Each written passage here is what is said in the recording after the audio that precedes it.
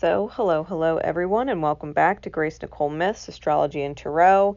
I am here to do a September energy forecast for you with the astrology. It's been a while since I've sat down to do one of these, but I was definitely guided to do one for September. So those of you not familiar with me and the channel, please be aware I have no filter and I don't sugarcoat things. The energetic reading that I'm about to give you is some real shit, okay? There's some real shit in here. There's some serious challenges in here. I am not a fluffy astrologer, okay? I will tell you the good stuff when there's good stuff, and I'm going to tell you the bad stuff when there's bad stuff, and I'm going to be straight with you about both, all right? So, if you want all good news, like, find somebody else. I'm more in alignment with telling you what to expect and how to choose in your highest good so that you can live your best life despite the challenges present. All right, that's my goal, to get you as well informed as possible. So looking at just the overall themes, right, the overall themes of this month before I get into more of the nitty gritty.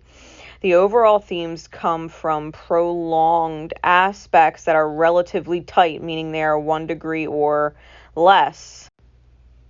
And not only are they 1 degree or less, but they're consistent for longer periods of time. All right, they're lasting in the sky longer periods of time, which is more than just a couple days. All right, they're lasting for a week, or they're lasting for half the month, or they're lasting for the entire month. All right, so these themes. The first quarter of the month, we have a Uranus retrograde in Taurus square series.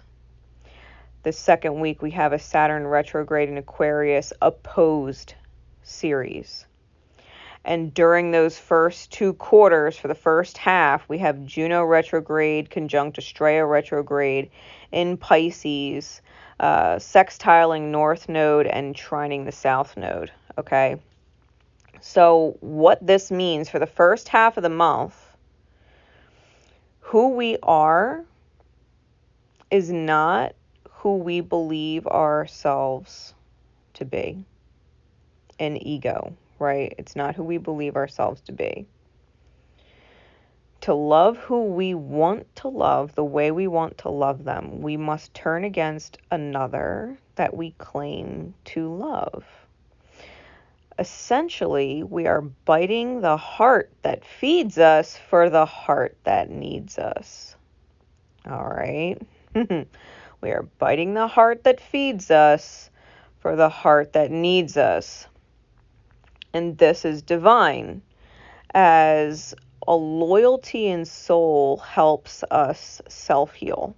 Accepting a loyalty to our own heart pullings over familiar toxic bonds of conditional love. This is, however, kept a secret from the heart that feeds. Okay? There's a part of us that wants to save another from losing control in their reality so much, that our heart feels for them so much, that we are willing to sacrifice what is essentially our integrity when it comes to who we believe we are in regards to the heart that feeds us. Right? Well, you help me and I help you. I would never betray you. I would never go behind your back. I would never keep secrets from you. I will always be transparent with you. Gets thrown out of the window. That gets thrown out of the window because of the heart that needs you, and you don't want to sacrifice the heart that's feeding you. So there's this integrity challenge at the beginning of the month. Now, the thing about it is Saturn sees everything, okay? Saturn sees everything. And all secrets must in capital letters come to light, or there is karma to pay. There is karma to pay for secrets. All right, the dynamic going on, if we get into the overall month, right, the overall month themes, because that's something that's special going on just at the beginning of the month. But the entire month, there is multiple things going on for the entire month, like Neptune retrograde in Pisces is semi-sextiling Eris retrograde in Aries all month. Chiron retrograde in Aries is semi-sextiling North Node and quincunxing South Node all month. And then around the second quarter, for the duration of the rest of the month, Jupiter retrograde in Aries is semi-squaring between Uranus retrograde in Taurus and the square it's making to Saturn retrograde in Aquarius. That's a big fucking deal, especially because that thing looks like a red laser exploding shit on the other side in Libra. Okay, as things start passing through Libra at the end of the month, Jupiter is like a fucking nuke. Okay, it's like a fucking nuke. This energy, the dynamic between Neptune retrograde and Eris retrograde, being in agreeance, right? Semi-sextile is being in agreeance is kind of unnerving and can result in what is essentially terrifying if you aren't aware of what they're doing. What they're doing in your subconscious egoic psyche, okay? Pisces is a subconscious sign. Aries is an egoic identified sign.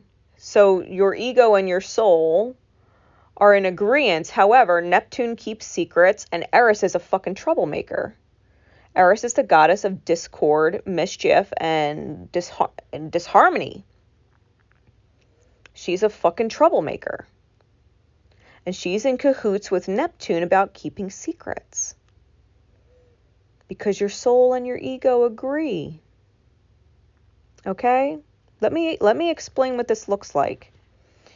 Your need to heal on a deep level is causing, quote unquote, mischievous choices, meaning your inner ego or your shadow is convinced the only way to handle fill in the blank is to play two-faced, creating an air of importance to do things your way because others can't be talked to or reasoned with or they wouldn't understand. They would be combative. It's convincing you to play both sides of the coin, to be two-faced, to be one person in front of the heart that needs you and to be a different person in front of the heart that feeds you. It's convincing you to play two-faced and that is the best thing to do. This is a lie being told to the self. It's a power grab at its core that you don't realize you're mistakenly making. You may be convinced you can skip very necessary steps to avoid drama and arguments, but you're only creating a volcano or reality-shattering scenario. This saying one thing, but doing another. This is intensified by the Chiron retrograde in Aries play on the nodes. We feel for others, victims to their circumstances, because we were also a victim in familiar or similar circumstances. We feel for them. The heart that needs us, we feel for them. Because they're in situations that we can emotionally identify with. That is imprinted and ingrained as a soul scar in our minds. And through attempting to save them, we are, in the mirror, attempting to save ourselves. I'll give an example. Let's just say you're talking to someone, right? Let's use a family dynamic. Okay? Maybe you're telling someone younger than you. When you grow up, you can be free to do whatever you want and get out of this place because you know that their relationship or dynamic with their parent, who is either your sister or your brother or a parent, right, an uncle, aunt, whatever, you know that those that adult has problems, and that their problems are causing a serious strain on your cousin or your nephew or your niece or whatever. Okay? And you're saying when you grow up, you can be free to do whatever you want and get out of this place. In the mirror, though, it's a completely different conversation. Because what you're really saying to yourself is when your soul grows up, you can be free to do whatever you want and get out of this place that you are also dynamically and karmically trapped in. Someone telling you that they are depressed and feel trapped in the mirror of things is your soul telling you it's depressed and trapped by your egoic choices. There is a serious mirror going on because the nodes deal with the moon, and the moon is a reflection of the sun, and the sun is what identifies as the self. This is why the mirror is so important. And Chiron is the wounded healer / the key to the self. It's how you understand yourself. You are also trapped in the same karmic dynamic with X said person as the person your heart feels for. You're both trapped in a situation with that person. And unfortunately, you may be able to excommunicate yourself from that dynamic faster than the person you're talking to, feeling for, right? The heart that needs you, that you feel needs you. When really, what they need you to do is really lead by example. They need you to lead by example. Watch. If I can leave this person's life, you can do the same. Even if time has to take its course a while, you can look forward to something because I'm going to show you it can be done. You can let someone know that until X behavior changes or X behavior or viewpoint perspective changes, that you can't deal with this person anymore. There's a whole lot of shit going on, right? Just as an example, because you can apply that to any area and any dynamic in your life. It could be a coworker and boss scenario. And you don't feel like you could talk to your boss about the way they treat your coworker, but you feel for your coworker. Maybe they're being sexually harassed by their boss. And you understand that because you used to be sexually harassed at another job. Like, you can relate that to any dynamic where saying something to the heart that feeds you is fucking scary because it can come with a serious cost. You could lose your job. You could lose your place to stay. You could lose your vacation getaway. You could cause a rift with your whole family for standing up for the heart that needs you and being honest and transparent. That's why everything's being kept hush-hush secret. But the secret is what's going to explode later in a very big way. Because to be fair, if something's meant to explode, it's meant to explode, whether you trigger it yourself or it just fucking happens. The question is, do you want to be in the right when it explodes or the wrong? Because if you are honest with someone and approach them honestly and say, hey, this is what I'm observing. It bothers me deeply. It bothers me deeply. And I can't stick around and be deeply bothered by it. It's not right. To be honest and grown, right? When you grow up, right? We're talking about when you grow up, you could be free to do whatever you want. To have that conversation, you are in the right. You're not going behind the heart that feeds you's back and being in cahoots or secret conversation with the heart that needs you. You're handling it directly with the source of the ache. Because it's not the heart that needs you that's causing you pain. It's watching the heart that feeds you. that's causing you pain. It's observing them. So you have to deal with your pain head on. You can't poo-poo around the issue and pretend you're not going to face it.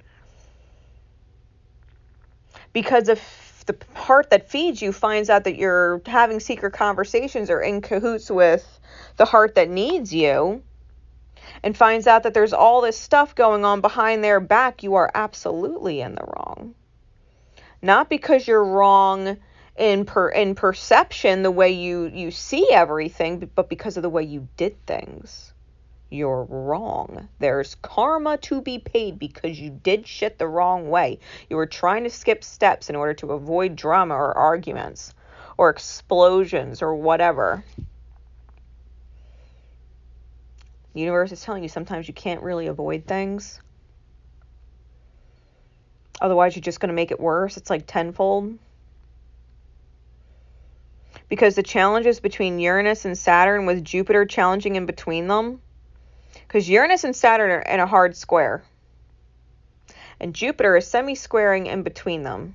It's like Uranus and Saturn are fucking fighting. They're fucking fighting. Reality versus perspective. It's two different aspects of the self. The stubborn bull who wants to hold on to the reality the way it is, and Saturn who is also fixed in seeing the higher perspective and healing. There are two different aspects of yourself at fucking war, and Jupiter is kind of egging them on as a blessing in disguise, kind of building up the pressure, that fiery pressure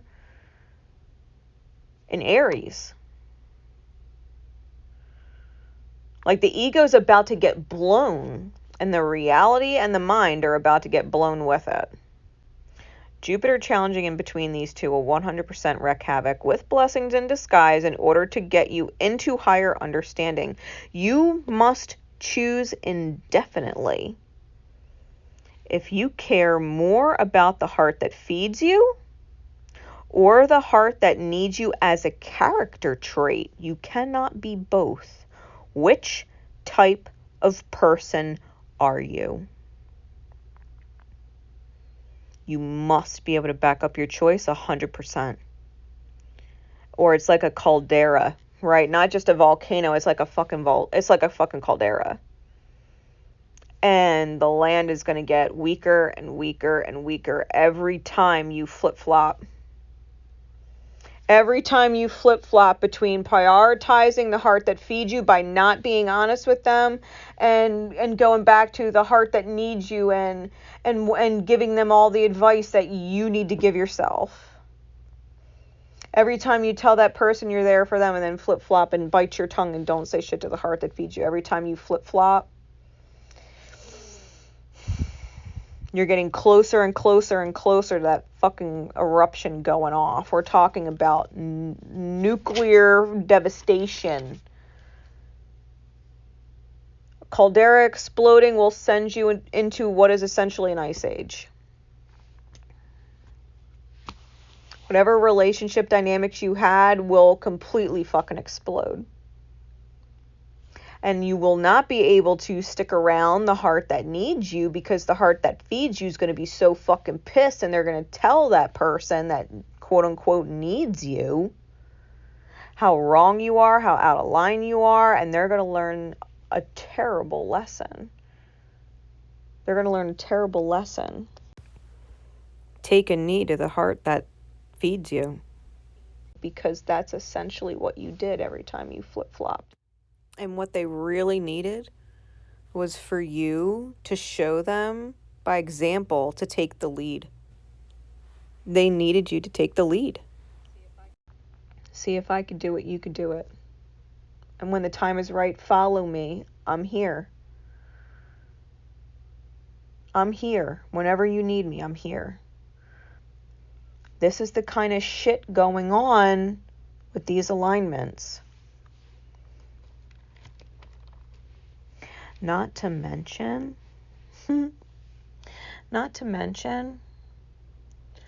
Mars is in Gemini for September. It's going to be there for a while, but it's fresh in Gemini. This is its first bout direct because it doesn't go retrograde yet. It's direct in September. It gets halfway, a little over halfway through Gemini.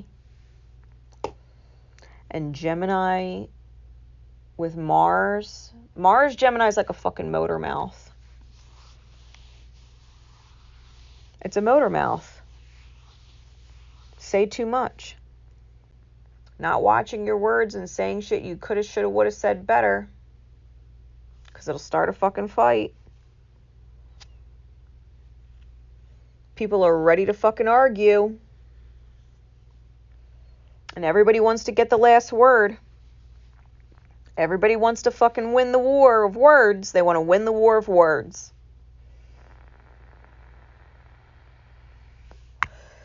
I promise you people will take it too far. I promise you people will take it too far. These aspects are particularly important if you have Aquarian, Piscean, Arian, Taurian, Geminian, Leo, Virgo, Libra, or Scorpionic placements. That's some serious shit. Not to mention South Node, like I said, all about secrets. Scorpio, all about secrets. Jealousies. The heart that feeds you might see how close you are to the heart that needs you and be jealous that you're that close to that person and they're not. Because they just care about that person. They just want the best for that person. Their way of doing it is different than yours.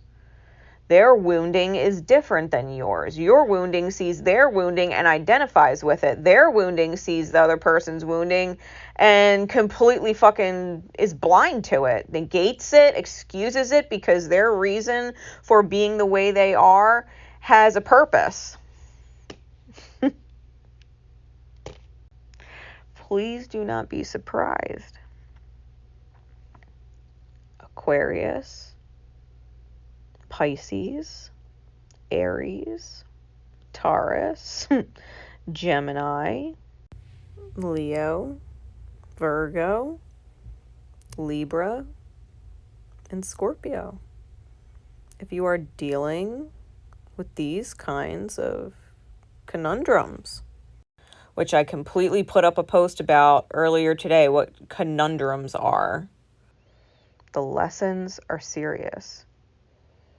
You have to pick a side. Who do you value more, the heart that feeds you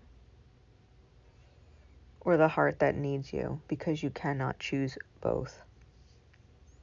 You cannot choose both. You got to pick one. You got to pick one, because if you choose the heart that feeds you, you will absolutely lose the heart that needs you. You'll hurt them too. You'll hurt them and they'll have to go their own way and heal and figure it out on their own, and it's going to be difficult.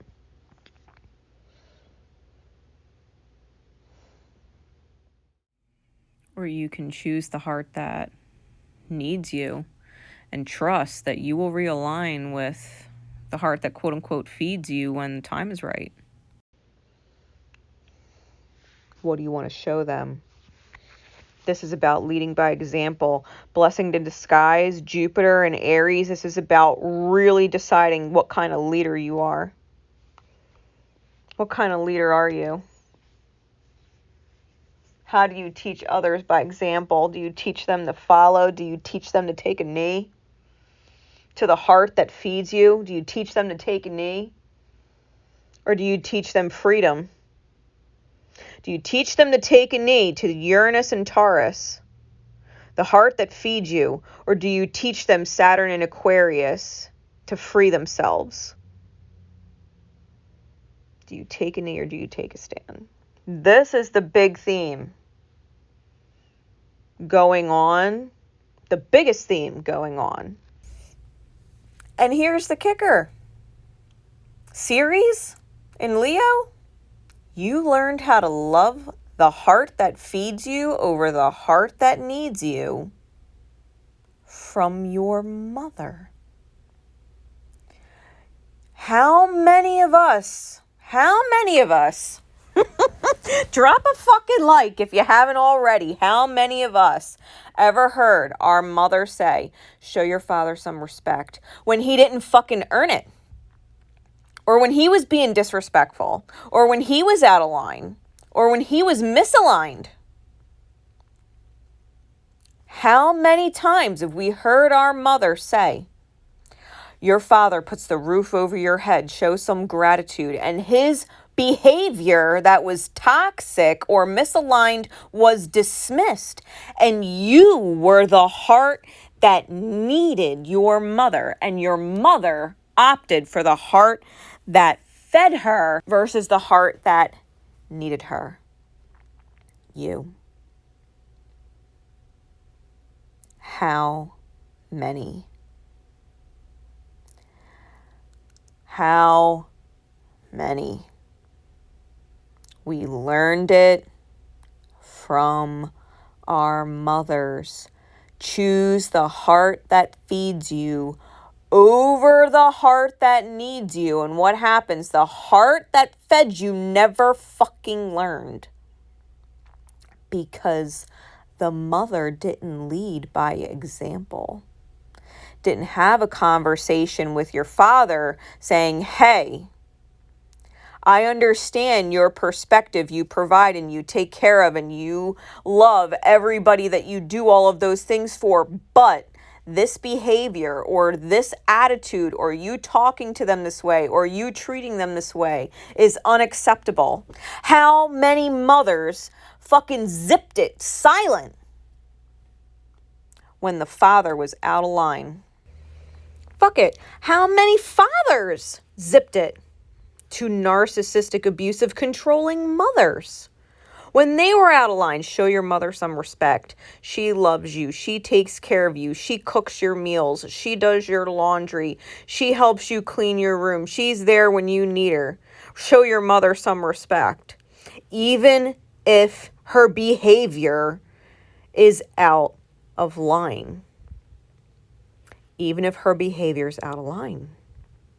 Fuck, I had a conversation with my father once. I wrote him a letter and said, you should have fucking put her in her place. You should have disciplined her. She had no business talking to your kids like that, splitting us apart. It goes both ways. It's not just, aligned at the father all the time. These types of energies that we learned from our mother, if we weren't hearing it from our mother, show your father some respect. We were hearing it from our father, show your mother some respect. Learning that the people that love us, claim to love us, are allowed to abuse us, neglect us, and that it's okay because they provide something for us that we are not providing for ourselves. And you learned it.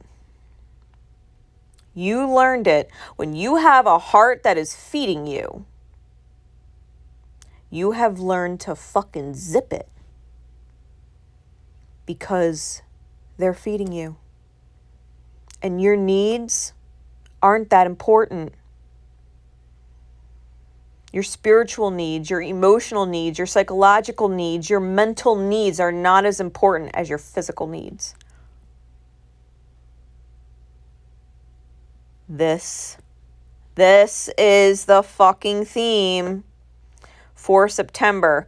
Do you take a knee to the heart that's feeding you? Or do you stand up for the hearts that need you? Because the heart that feeds you has shit to fucking learn.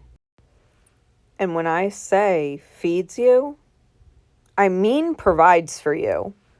They provide some kind of physical need being met, whether it's putting a roof over your head, cooking your meal, making sure your clothes are clean. It's a physical need, a basic physical need that they are meeting. One that you are more than capable of meeting for yourself.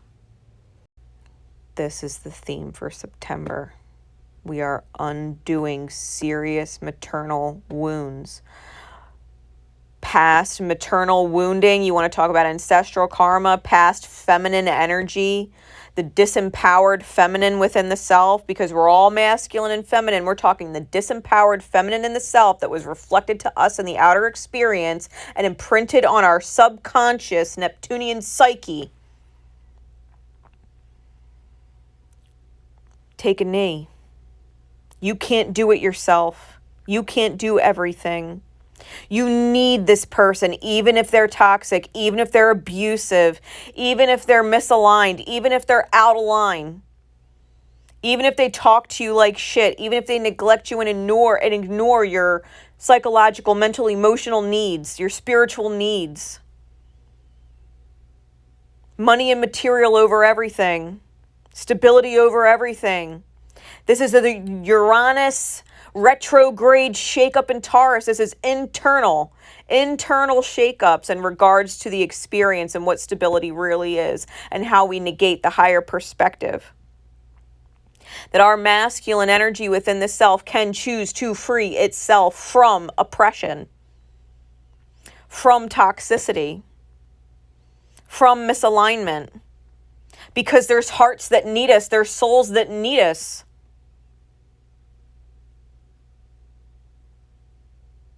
The outer experience, things, people, they can all be replaced. Shit, you can up your game and replace them yourself. You can up your game and replace them yourself. You can find somebody else more in alignment, even if that other person more in alignment is just simply you. You can find a new house. You can get a new car. You can do your own laundry, cook your own meals, do your own shopping. You can take care of your own physical needs. But your soul, you can't actually replace that. Your mind, you can't actually replace that. Your heart, you can't actually replace these things. So why have we chosen what is replaceable over what is irreplaceable and made that acceptable? This is the theme for September. Which type of person are you? Are you the kind that takes a knee to the heart that feeds you? Or do you take a stand for the hearts that need you? What type of person are you? Let's break down the days. For the 1st of September, there's dual yads going on. Chiron retrograde in Aries is the apex of the first yad, with South Node in Scorpio and Vulcan in Virgo at the base. Vulcan is also trining North Node in Taurus. All right, the second, the apex is the moon in Scorpio, with Jupiter retrograde in Aries and Mars in Gemini as the base. Neptune retrograde in Pisces is quincunxing Venus in Leo, who's trine Eris in Aries. And Mercury in Libra is sextile Lilith in Leo and sesquiquadrate Saturn retrograde in Aquarius. On September 1st, I shit you not, people will probably make an attempt to have a very reasonable conversation with the quote-unquote heart that feeds, the heart that provides, right? Whoever is in misalignment. I think with Mercury in Libra, there is a really good chance of diplomatic mental strategy trying to come forward. The problem is there is a tone, an undertone that is picked up on from the other person of intimidation, of not wanting to upset them with that Lilith and Leo energy, that sesquiquadrate Saturn retrograde. There's a fear of upsetting them, which they're picking up on and will use to their advantage. They know that they are the provider and hold things over you. They know that you're trying to create balance and be diplomatic and create a state of harmony, but they're resistant. They are resistant to change. They don't actually want to hear it. So there's attempts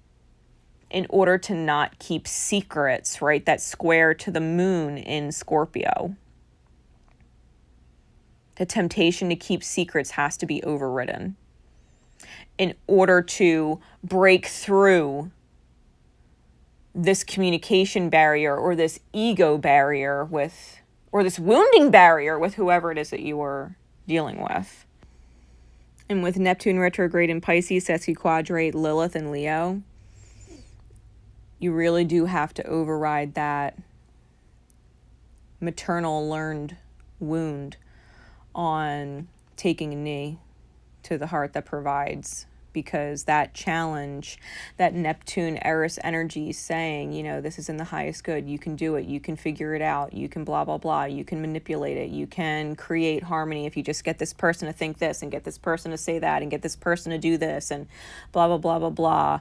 Like, you really have to be able to override your own abandonment in heart that acknowledges you may or may not be able to truly reach or change this person, because to be completely fair, shifting and changing comes from within the self. Someone else would actually have to choose it, not just as a short-term band-aid. All right, I'll take this action real quick, or I'll have this conversation real quick and it'll all be nice. They have to literally choose to change who they are and their perspective on the whole, right? So understand, you might feel like you won coming out of this conversation if you've quote unquote done everything right. But there is a good chance that it was just a temporary band-aid, and that someone's going to take an action or do something that you suggested to make things better, but that they themselves didn't actually change. Because as we get into September 3rd and September 4th, the moon's in Sag, okay? Mercury is in Libra is holding that opposition to Jupiter retrograde in Aries and picks up a trine to Mars in Gemini.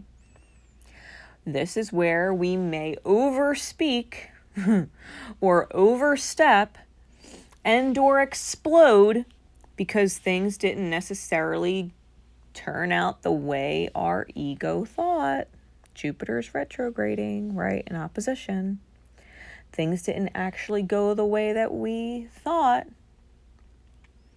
Venus in Leo is opposing Vesta retrograde and White Moon Selene in Aquarius. Someone may feel as if all the love they've just shown and all the patience they've just had and all of the steps they just took and all the authenticity they've just exuded and all the good karma they tried to create was for nothing. It's possible. Venus and Leo oppose Vesta retrograde and Selene in Aquarius. You might want instant results. Jupiter retrograde in Aries. You might want instant results and not get instant results. And this could lead to a disappointment. Pluto retrograde in Capricorn and Eris retrograde in Aries, right? Influenced by Neptune, are both sesquiquadrate the Sun in Virgo. What did I do wrong? What did I do wrong? And now you're being self-critical. Could I have done something better? I should have said this. I should have done that. I should have did this first. I should have waited. I should have blah, blah, blah. Being hypercritical of the self. That needs to be overridden, and you need to understand that if you did go through and override the initial challenges starting out the first few days of the month, that no step you took was actually out of alignment. Just because you didn't get an instant result or someone didn't instantly change deep within themselves doesn't mean that you weren't taking divinely aligned steps. Do not lose your head. Do not become petty or overanalyze the situation. You took the right steps. Deep healing takes more than just a conversation or two. We're talking about ancestral shit here. You know what I mean? You're talking about someone who has probably been this way and learned this from the time they were a fucking kid. One conversation ain't going to change it. So patience is required. Not being super self-critical is required, because as soon as you start to worry or doubt yourself, you're going to throw your alignment. As we move into September 5th, Venus transits into Virgo, and it sesquiquadrate Chiron retrograde in Aries, and the moon transits into Capricorn. The being hard on yourself could definitely intensify if you're not consciously aware of it. The energy in the alignment of the astrology, okay, is going to push you to feel like you coulda, shoulda, woulda done better. You missed a step. You didn't perfect that conversation. You didn't perfect your words. You're going to rerun conversations in your head. Please resist doing that. Please resist doing that, because as soon as you start to do that, you're going to try and initiate and dictate and correct an issue that does not need to be managed that way. Remember what I said about the first week of the month, that theme energy. Because if we feel like we didn't make progress with one person and we give up because we didn't get the result that we wanted, it didn't turn out the way we thought, this is when that idea that keeping secrets from the heart or that feeds or provides is a good idea for the heart that needs you.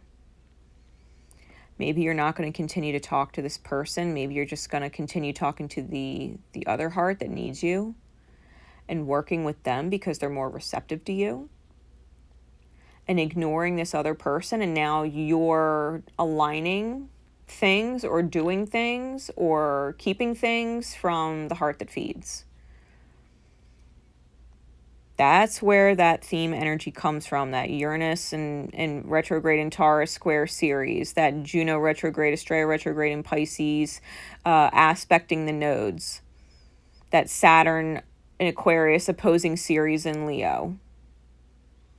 This is where you think you can have side conversations, behind the scenes conversations.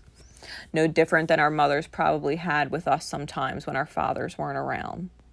Or vice versa. Right? The I know your father is difficult. I know your father doesn't do this the right way. I know your father doesn't do that the right way, or talk the right way, or handle it whatever. And I know it hurts you, but he cares about you a lot. And, you know, he does do all of these things for you, these material things for you. And we just have to do the best that we can. I'm here for you. Don't worry. You can vent to me. Or vice versa. You know, your father having a conversation with you about your mother. Nothing ever changes. And these little bar conversations are going off to the side, and it's creating a strengthening of a bond between you and said person, but it's deteriorating the way they perceive the heart that provides for them. And we can't negate the fact that the heart that provides for them does care. They're just wounded. They care a lot. They're just wounded. And instead of making the wounding acceptable and tolerating it, there has to be a push for change instead of a settling in and saying, it's okay, I'm here for you if you need to vent. I understand you. I know it's painful. I get hurt by them too sometimes. They do things that I don't like sometimes, but I stay. It's important. We need to respect them. We need to stay with them. It's important, right? Teaching someone to take a knee. These side conversations start happening that start making taking a knee to the heart that provides acceptable. Taking a knee to their wounding instead of rising above it. This is where those conversations start to happen the first week, right, with these other transits going on. Which is why on September 6th, when the moon transits into Capricorn, we have it square Chiron retrograde in Aries, and they're both sesquiquadrate Venus in Virgo. It is the absolute worst possible step that you could take. Being in your shadow, doing some power grab with the other person instead of looking at each other as equals who truly do need each other. The heart that provides is also a heart that needs, but we're not perceiving them that way. and we start to power grab from that person because of our wounding. Our wounding, Chiron retrograde in Aries, our wounding would have us take power back from that person because our childhood wounded self would like to take power back because the heart we needed didn't take power back. That's the wounding. This is where we're empathizing with the heart that needs. And so we're in this shadow dictator power grab that is absolutely against, sesquiquadrate is a square and a half, absolutely against Venus and Virgo, which is the right steps in loving. The right steps. The step-by-step, one step at a time healing. It is completely against it.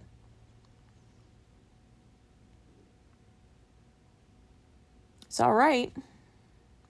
The moon in Capricorn will also trine North Node and sextile the South Node.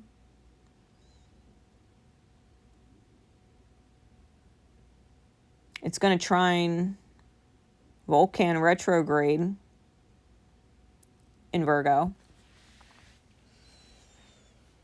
Destiny's direction, it'll happen. The hammer will come down. By the time Vulcan goes back direct, that hammer will start coming down. You're working against yourself the hard way. The moon in Capricorn is also going to conjunct Pluto and then transit into Aquarius. You'll see. You'll absolutely see how you do things needs to transform, that you can't be repeating ancestral cycles, unacceptable behaviors and ways of dealing with things that you learned as a kid that resulted in pain. Seriously, think about it. If the way your mother taught you to love and dealt with your father was painful for you and painful for your mother and painful and stressful for your father, how do you think that's going to be any different in your current scenario? You'll learn. It's just going to be the hard way. But the divine is good. The divine is good, and it always gives you a chance to correct a misstep. Which is why on September 7th and September 8th, there's a portal. Okay? There's a portal. There's a yacht inside the portal. The apex is Chiron retrograde in Aries, with the Sun and Vulcan retrograde conjunct in Virgo, and South Node conjunct Poseidon in Scorpio. That's the base of the portal or the doorway. The top of the doorway is with North Node in Taurus, sextiling Juno retrograde and Estrella retrograde conjunct in Pisces. And the challenge with the door, if you want to unlock the door, okay? One, you can't feel like a victim, first off. You have to let the victim mentality go. You have to acknowledge that you are the key and not the victim. You are not vicariously healing through someone else by healing them. You have to heal yourself to heal them, right? You can't just heal them and heal yourself. It's the other way around. You have to heal yourself first. You can't heal the outer to heal your inner. You have to heal your inner to heal your outer. The inner reflects in the outer. The challenge is the Sun and Vulcan retrograde in Virgo opposing that Juno retrograde and Estrella retrograde in Pisces. You have to have that loyalty to soul and that loyalty to self-healing. It was never actually your mother's job to have the conversation with your father about how you feel with them, per se. It was your job, even as a youth, to have that conversation with your heart that feeds. I don't like it when you talk to me like that. I don't like it when you have a tone with me like that. I don't like it when you scream. I don't like it when you drink. I hate it. It was your job to have that conversation with them, not your mom's.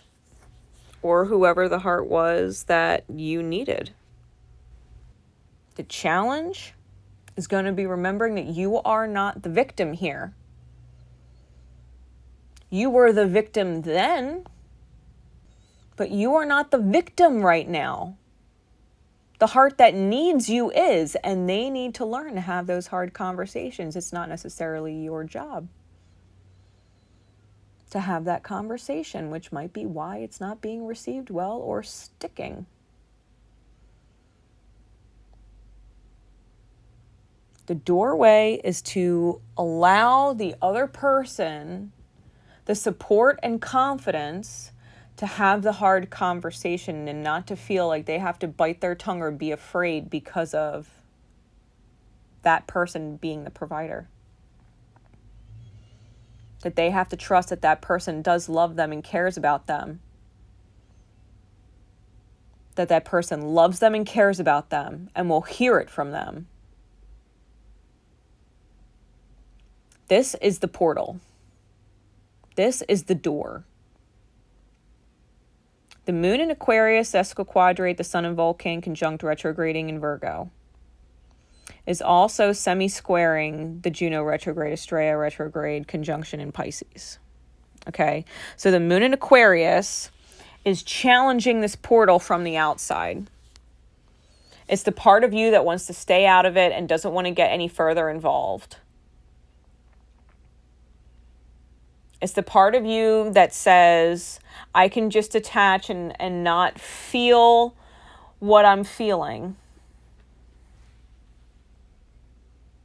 When really it's, I have to detach from my victim mentality that is the actual challenge. I have to trust that in the long run, seeing their relationship thrive is going to be the best healing for me, because seeing the outer experience healing means that my inner experience is healing, because it wouldn't reflect in the outer if it wasn't reflecting from the inner. You have to be able to detach from your need to let your ego shine and bring your magic forward and bring the hammer down and be the one that heals it. Be the loyal heart, the buffer, when it's not your place. It's not your place. And Mars in Gemini is holding a semi-square to Eris retrograde in Aries. And it's sextiling Lilith, now retrograding in Leo, which means the retrograde is not self-abandonment with Lilith, it's self-discovery. There is a really beautiful opportunity with this portal to say the right things and allow that Eris Neptunian energy that says, keep secrets and do this and do that and you're in the right and blah, blah, blah when you're in the wrong, like all that shit. You can actually negate that energy. That Mars is challenging that energy and embracing a retrograding Lilith and Leo. Taking the portal fills the hole in your heart left from your own series wounding that was learned going on. Jupiter retrograding in Aries, the blessings created from within the self is sesquiquadrate that series in Leo energy that's opposing Saturn retrograde. Jupiter is challenging it. It's challenging that hole that you learned. It's challenging that take a knee that you learned. The victim mentality that you had to accept and embrace. Neptune retrograde in Pisces. Sesquiquadrate that Lilith retrograde in Leo. Be able to tell yourself that this way is worth it. Letting them stand up for themselves and teaching them empowerment is worth it. It's not about you. It's not about you being their hero. This is about teaching them to be honest, teaching them to be vulnerable, teaching them to be real, even if it means expressing the hardest truths. When you act like that or you talk to me like that, it makes me want to disappear. It makes me want to move far away and never come back and never speak to you again and not care. Makes me want to kill myself. Whatever the fucking truth is, it has to be spoken, and it can't be from you. It has to be from them. It's not about you. They have to learn how to be vulnerable with their truth. because it's hurting them. You're hurt observing it, but they're hurt being in it, and they're the ones that has to have that conversation. They're the ones that have to do that. If their truth is they never want to see this person again, they fucking hate them, and that's their truth right now because that's what that person's behavior is, then you can't shield that person from hearing what absolutely needs to be heard in their mirror. Maybe that person really does need to say, I don't care about this house. I don't care about the money. I don't care about the things. I don't care about any of it. You're hurting me. I don't care if I lose all of it. I never want to come back to you the way that you are. None of this stuff is worth it. What's worth it is knowing that I have someone who can read my cues and know when I've mentally, psychologically, emotionally checked out and can't continue a lecture. What I need is someone who can see that I'm hurting inside and not talk through and over and negate the fact that I'm hurting, because what you have to say is important, more important than the fact that I'm hurting. What I need is someone to stop dead in their tracks and say, you're hurting. I'm sorry. What did I say? What did I do that hurt you? How can I correct that? And then actually make changes. It's great you want to provide me all this stuff, but it really does mean nothing if you're not going to consider me as a person, as a soul, as a mind, as a heart, as a psyche that also needs care beyond my physical needs. This is not about us, but the reflection of us. This is about souls we're connected to on a very deep level because they reflect us, that we have soul contracts with,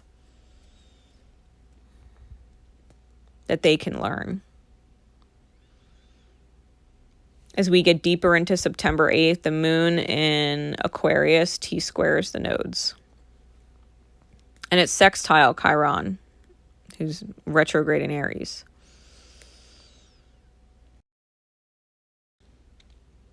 The moon sextiles Chiron. And they're both quincunxing on the sun and Vulcan, making the sun and Vulcan the apex of a second yod.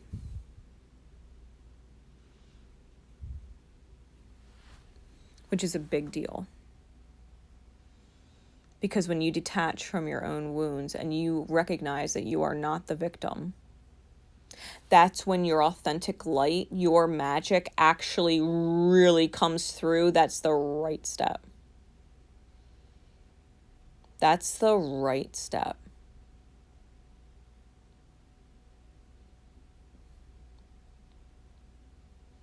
Mercury in Libra is sextiling Lilith retrograde in Leo. Balance will be restored with communications that way.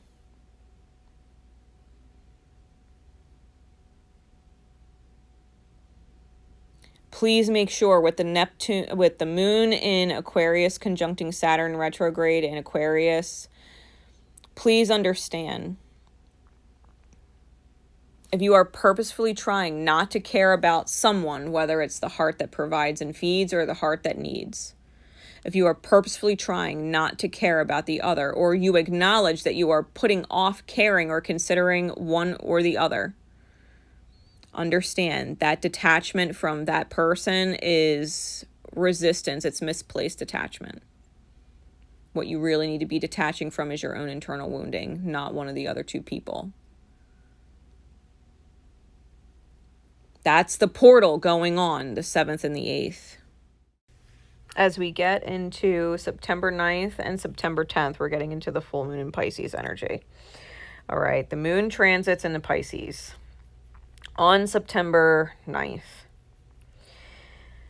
Venus in Virgo is quincunxing Jupiter retrograde in Aries, which is still holding all those challenges, right? That's a theme. But Jupiter also picks up a trine to Lilith retrograde in Leo. Mars in Gemini is squaring Vulcan retrograde in Virgo. Both of them are sesquiquadrate Pluto in Capricorn, retrograding in Capricorn. Mars is also holding a semi-square to Eris retrograde in Aries. The moon in Pisces will semi-square Chiron retrograde in Aries. And Mercury goes retrograde in Libra. Mercury goes retrograde in Libra, just in time for the full moon. This is where some big soul release stuff starts coming into play, where you really can't be indecisive about what you're choosing. And definitely need to go with the flow in what you know you need to choose on a soul level. Venus quincunxing Jupiter, with all of the challenges going on, knowing that Jupiter is trine Lilith retrograding, and there's a chance to really self-discover the fire, the lion's heart within the self that loves bigger and roars bigger, so big that it'll do whatever it has to do to allow the outer experience to heal, even if it means letting certain aspects of the outer experience, whether it's environment and or people, go for the time being. Okay.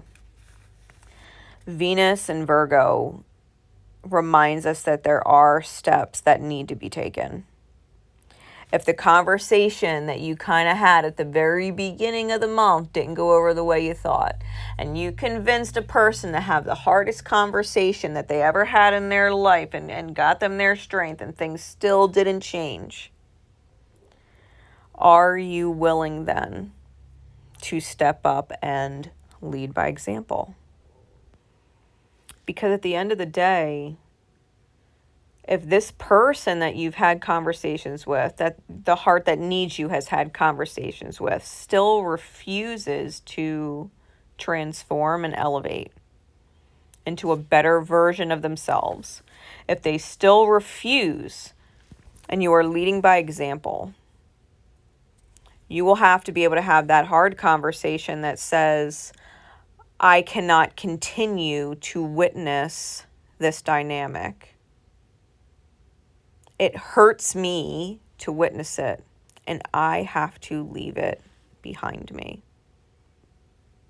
I can no longer stay here and witness the psychological, emotional, mental distress of this person that I love and care about because you refuse to change.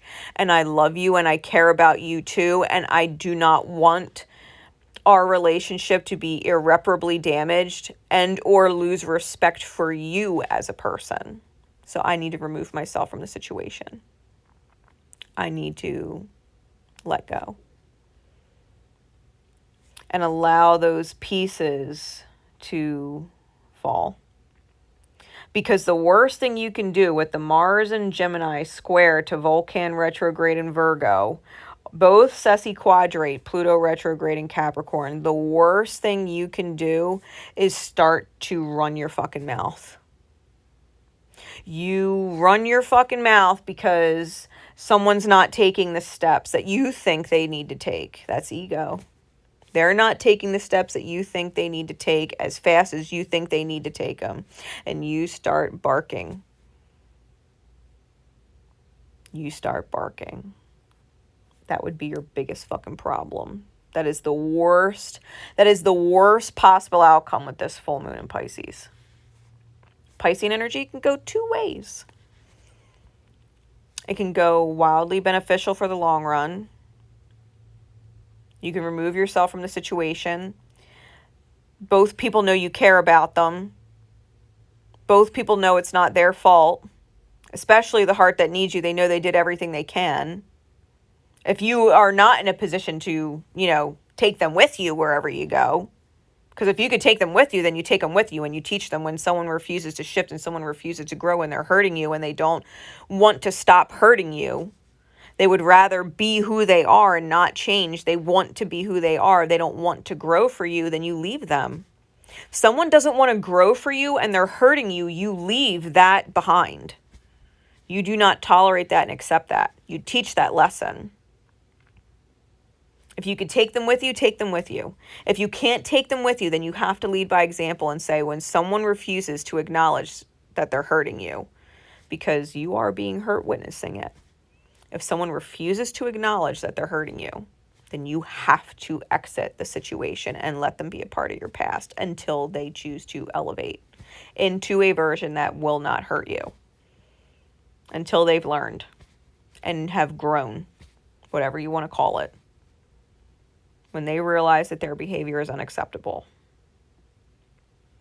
It's either going to go that way or it's going to go wildly out of control, and that Mars in Gemini is going to run its fucking mouth and cause serious fucking problems. Either way, the result is the same. You're going to leave the situation. If it's out of alignment, if it's out of soul alignment, you'll leave the situation. And or you will absolutely lose the heart that needs you. Your relationship dynamic or trust with them is going to completely fall apart. They won't be able to trust you as a teacher anymore. In soul. If your mind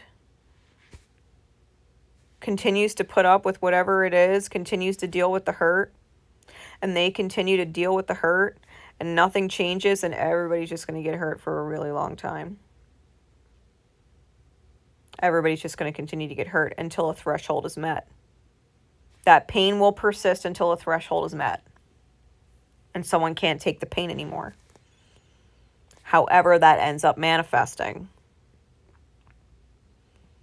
It's going to be different for everybody depending on their own individual placements. It doesn't have to go there. But the toxic person who doesn't want to grow and or learn or improve themselves has to be let go of. One way or the other. If the heart that needs you, you need to leave them with a strand of hope because you can't take them with you. You can't just say, hey, come with me. Then they need to know that they can find you whenever they can leave. This is how you do it. This is how you don't feel guilty for it. This is, I'm showing you how to do it. And when you are able to do it, you find me. You find me and I will take care of you and provide to the best of my ability. Not just in ways that, they were, but in the ways that I always have, caring about you, considering you. And I'm going to teach you how to do both because this person obviously couldn't teach you to do both. I'm going to teach you how to be a provider and a nurturer until you can do that for yourself on your own. This is the energy coming out of this September 9th, September 10th, full moon in Pisces energy. The challenges are real. The challenges are real. Like if you think it's going to be some happy-go-lucky rainbow ending, that is probably not the case. Whoever needs to seriously heal their toxic ancestral wounded behavior that they're imprinting on other people, whether it's a father figure or a boss or whoever it is in your reality, no matter what it is, it's going to take a lot for that person to change. They're probably going to have to lose a lot of people.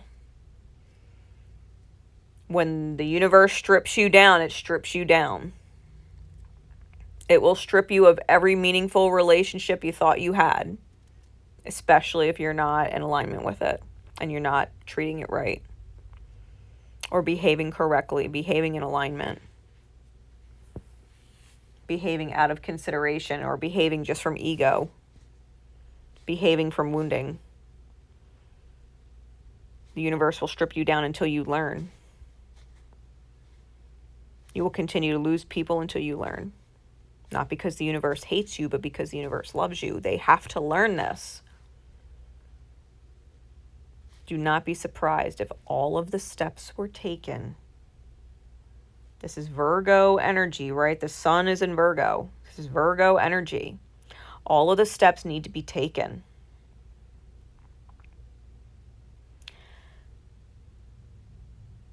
And then you have to do what you need to do. Spiritually, the universe got all the ducks in the row. And once Mercury goes retrograde, you'll probably end up reaching out to someone who you realize that you were the quote-unquote heart that provides person with, that you lost. This Mercury retrograde in Libra being the sign of partnerships, you probably, after witnessing that, understand why someone who loved you had to leave you, because they had a heart that needed them. They had a heart that needed them and opted for the heart that needed them. They're that type of person over the heart that fed them or provided for them. And now that you have had an experience that helps you understand their perspective, you can actually reach out to this person and acknowledge it. There might be apologies due, because there's definitely growth being had. And when growth is had, apologies come super easy. A matter of fact, they're looked forward to because it's healing. It takes weights and burdens off the soul. This Mercury retrograde is in Libra and going back. It will retrograde back into Virgo at some point this month. This retrograde is to really give partnership dynamics an opportunity to reset and rebalance, to go back and actually take the right steps in both the heart of providing and the heart of nurturing, instead of just one or the other, to actually go back and start to step correct, to reset and start taking things step by step in the right way they should have been done to begin with. This Mercury retrograde is a big deal coming off this moon. There's a lot of healing going on. And so if someone is in fact stepping forward during this Mercury retrograding and apologizing or acknowledging how you must have felt dealing with them because they were in a position where they felt like you must have felt dealing with someone else, that they understand it, you can trust the progress with them moving forward. You can absolutely move forward with someone who has reached a common spiritual ground that you are on. Maybe they just had to grow into where you already were. They had to learn it. They had to move into another experience to understand your perspective dealing with them so that they could grow out of that version that you were dealing with. And vice versa, if you just so happen to be the one in that situation, right, where you were placed in a situation where you lost somebody that you know cared about you or loved you, but they were put between a rock and a hard place with a heart that needed them. They chose the heart that needed them. Maybe now you were in a situation where you realized that the hard choice had to be made. And it didn't land on taking a knee to the provider energy. Especially if that provider energy refused to grow and was misaligned. Now you understand. Now September 11th and September 12th, before the moon leaves Pisces, it challenges the nodes. It semi-squares north node and sesquiquadrates south node. And then it transits into Aries. And once it transits into Aries, it conjuncts Jupiter retrograde, who's holding those challenges to Uranus and Saturn. Uranus in Taurus is also trining the sun, and the sun is quincunx Saturn. Mercury retrograde in Libra is semi-sextiling Venus in Virgo. And Mars in Gemini, who has that square to Vulcan in Virgo, Vulcan's now direct. So that square, Vulcan shifts from retrograde to direct, and they're holding the sesquiquadrates that they have aimed at Pluto retrograde in Capricorn. Mars in Gemini is also getting a boost from the moon in Aries. It's reflecting that Aryan light at it, which Mars loves. Mars loves the reflection of that Aryan energy. It's empowering. It's slightly impulsive. It's a now or never, ride or die, do or die type energy. Things start to immediately shift after the full moon in Pisces. The nodal challenge that the moon makes in Pisces before it enters Aries, that is divine discomfort. You cannot string this out. If everything got really uncomfortable during that full moon, if everything got really uncomfortable, yeah, that uncomfortable feeling is going to be so thick in the room that you can't get out fast enough. You can't get out fast enough.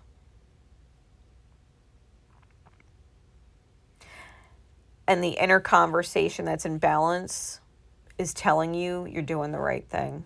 You know you're doing the right thing. It feels like you're doing the right thing. Every step you're taking just is in flow. It's just in flow with feeling better. It's in flow with achieving a feeling of gratitude.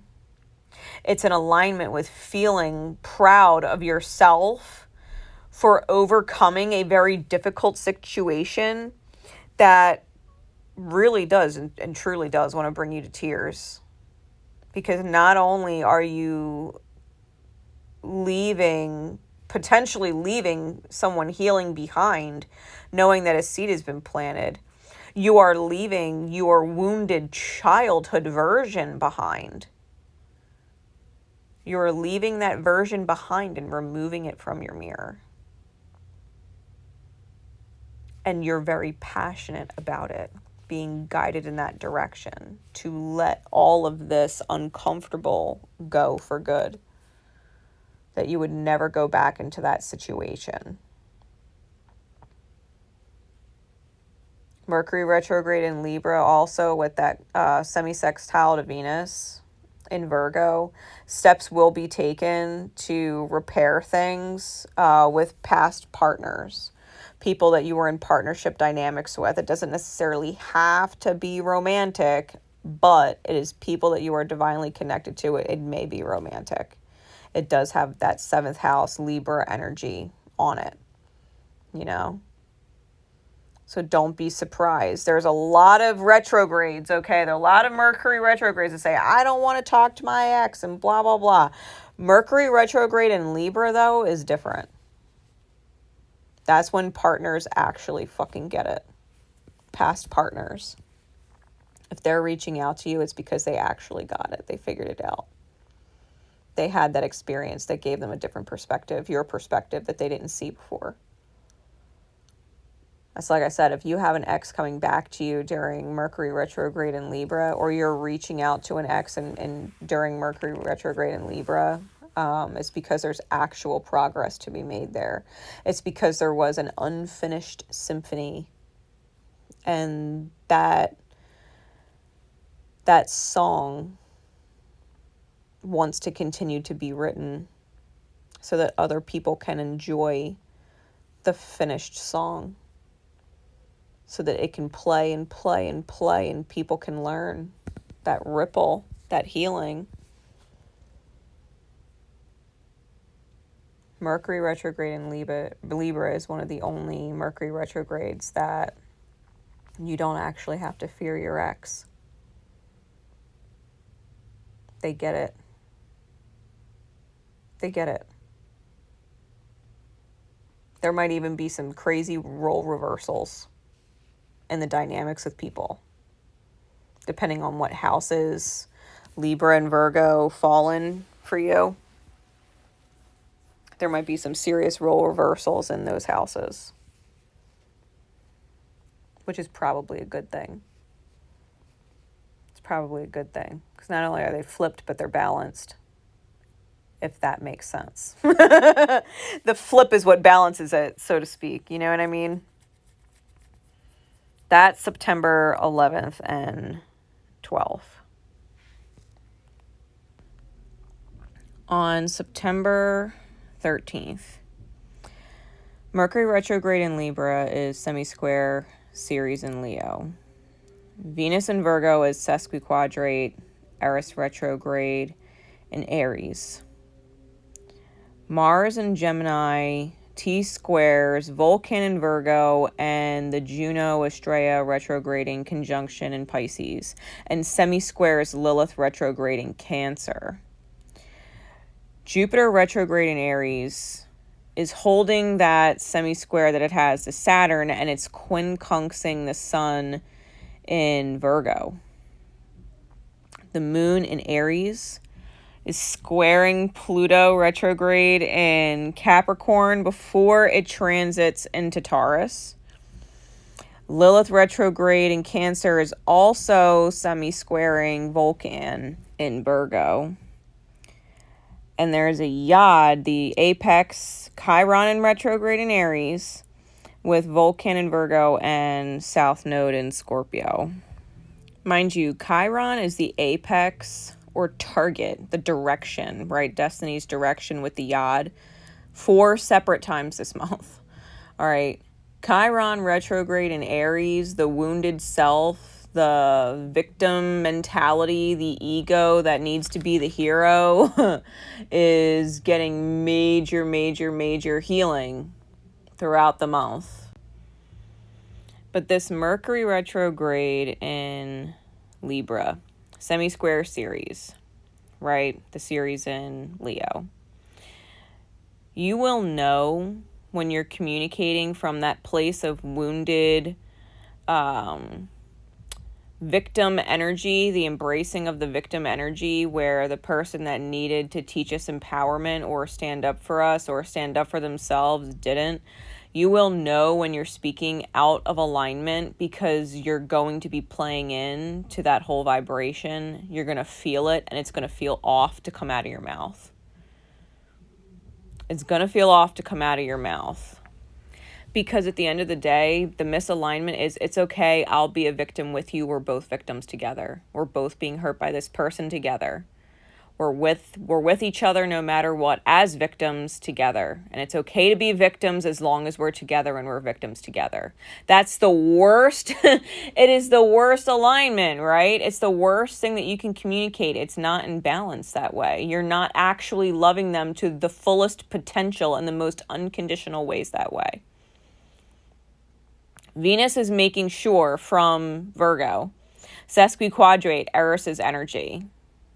That's still semi-sextiling on that Neptune retrograde and Pisces energy, right? That cahoots energy. The heart space is letting you know, even if it's hard, even if you want to stay, you can't feel guilty. You can't feel guilty and choose to stay in pain for someone else when you really do need to take the steps to teach them what it's like to let pain go, that pain and being hurt by someone else is not acceptable. That's the highest lesson there that you're being guided to teach. Mars T-squaring Vulcan and the Juno Estrella conjunction while semi-squaring Lilith. A part of you is going to want to hesitate. A part of you might just decide to slip up or impulsively say something to try and confirm that you're making the right choice.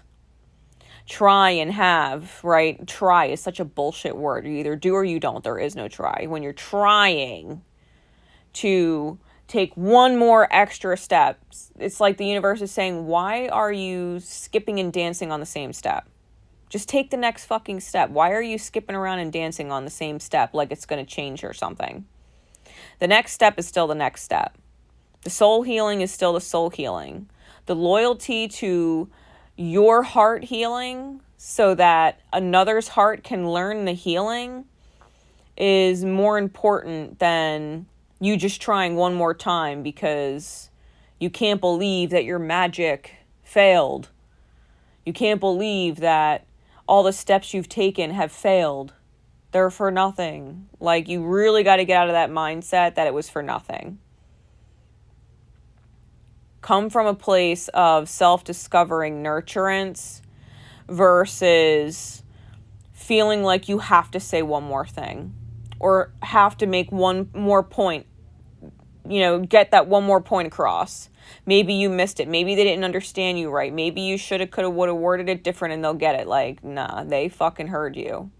They chose not to listen if that was the case, right? They chose not to grow. There's nothing you could say different in different words that's going to convince them otherwise. You're only going to create a more tumultuous, pissed off situation.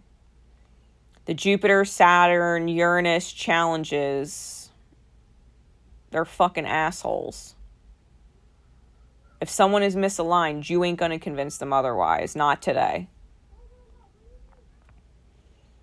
The moon in Aries, squaring that Pluto retrograde in Capricorn before transiting into Taurus. That's a fuck up waiting to happen. That's a fuck up. That's an arrogance fuck up waiting to happen. I can't believe that I didn't do it. I can't believe that my efforts didn't get the result I wanted. It's an arrogant mistake. Thinking you have to do or say one more thing. Thinking getting angry and putting on a show or storming out, making a grand exit is going to change anything for the better. Like, it's not. You're just going to be dramatic and worsen things. I promise. Lilith retrograde in Cancer. Semi-squaring Vulcan in Virgo. Your self-discovery does not need you to add steps. Anybody else's self-discovery, the ability to self-nurture, the ability to consider how you feel. It does not feel good to stay in the situation. It does not feel good to prolong the situation. It does not feel good to draw it out. It does not feel good to intensify it. It does not feel good to pick the scab and watch it bleed. It scars. You keep picking at that fucking scab and watching it bleed, it's gonna fucking scar. Don't do it. Don't do it. Chiron retrograde in Aries being the apex of the yod with Vulcan in Virgo and South Node in Scorpio at the base. Release self-sabotaging behavior. Choose to transform. Choose to transform. You are not the victim here. It's not about you. Do not forget that. It is not about you. You are not the victim. You are not the hero right now. You are an observer in the mirror. You are a teacher. You are a reflection for someone else. Because anybody in misalignment watching you walk away, that is their mirror, their spirit abandoning them and walking away. Their spirit saying, I can't actually work with this alignment. Realign in something higher and I'll come back. Spirit says you can free will do whatever you want. But so can I. And if you're going to choose that alignment, then of my own free will, I'm going to choose not to be around. Good luck feeling out your intuition. Good luck. You're a reflection. It's necessary.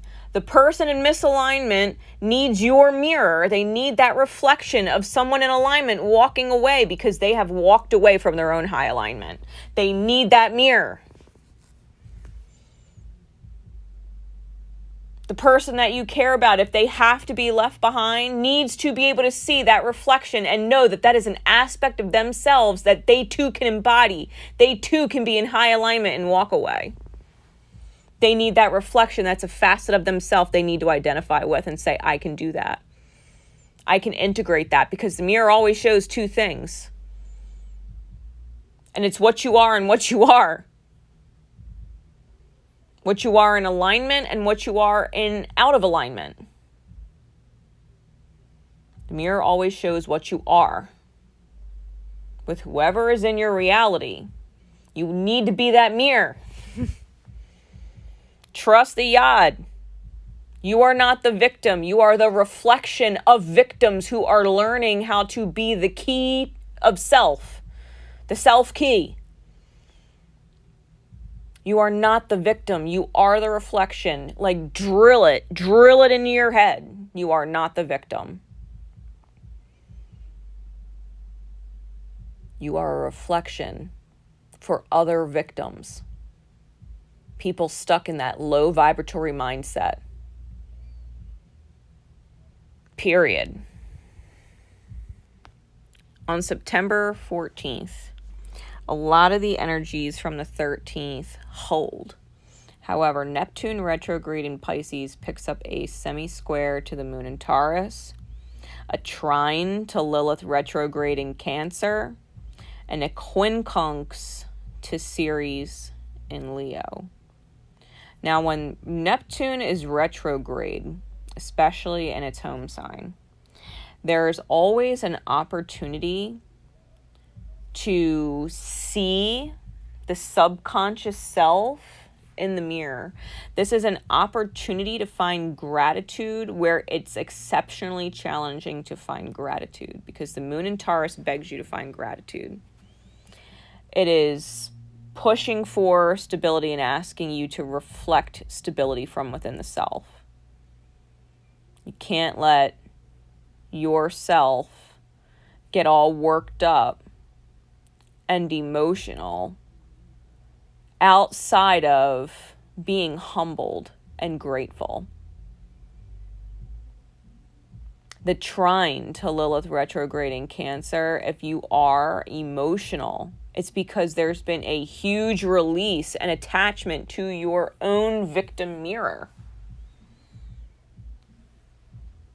You're healing, wild card healing, that wounded feminine Ceres in Leo energy, that wounded heart space that didn't know how to love bigger. This is new. It's different. Yes, you can get very, very emotional. Exceptionally emotional.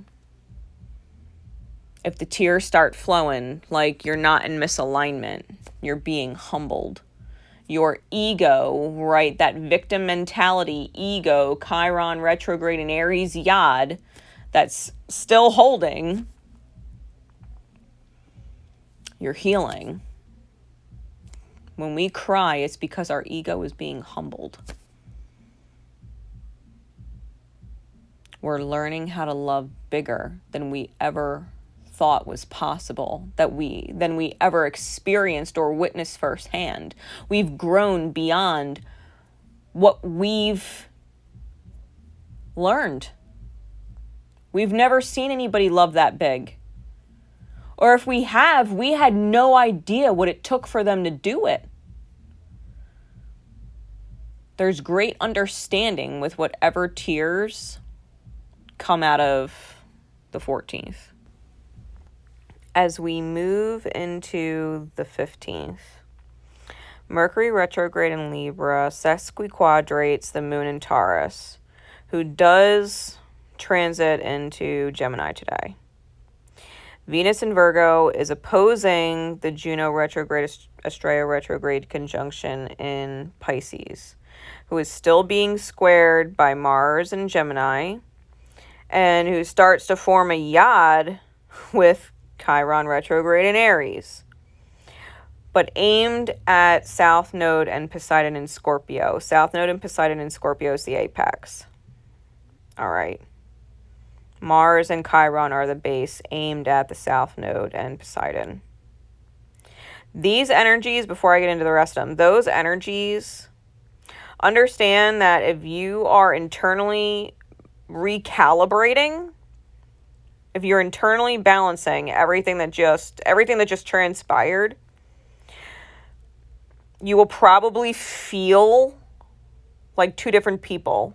You might feel bipolar.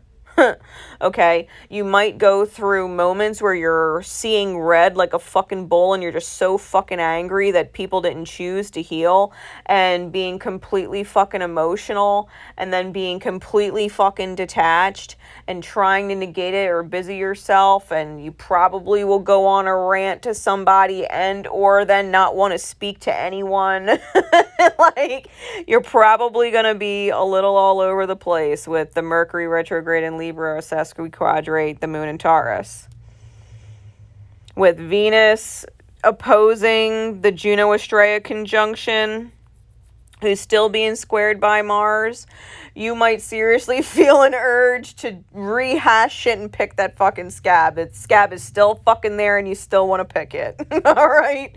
You might seriously still be pulled on some level to want to crack and jump back into and create drama that will not heal anything. The Mars and Gemini sextile Chiron retrograde in Aries to create that yod aimed at South Node Poseidon.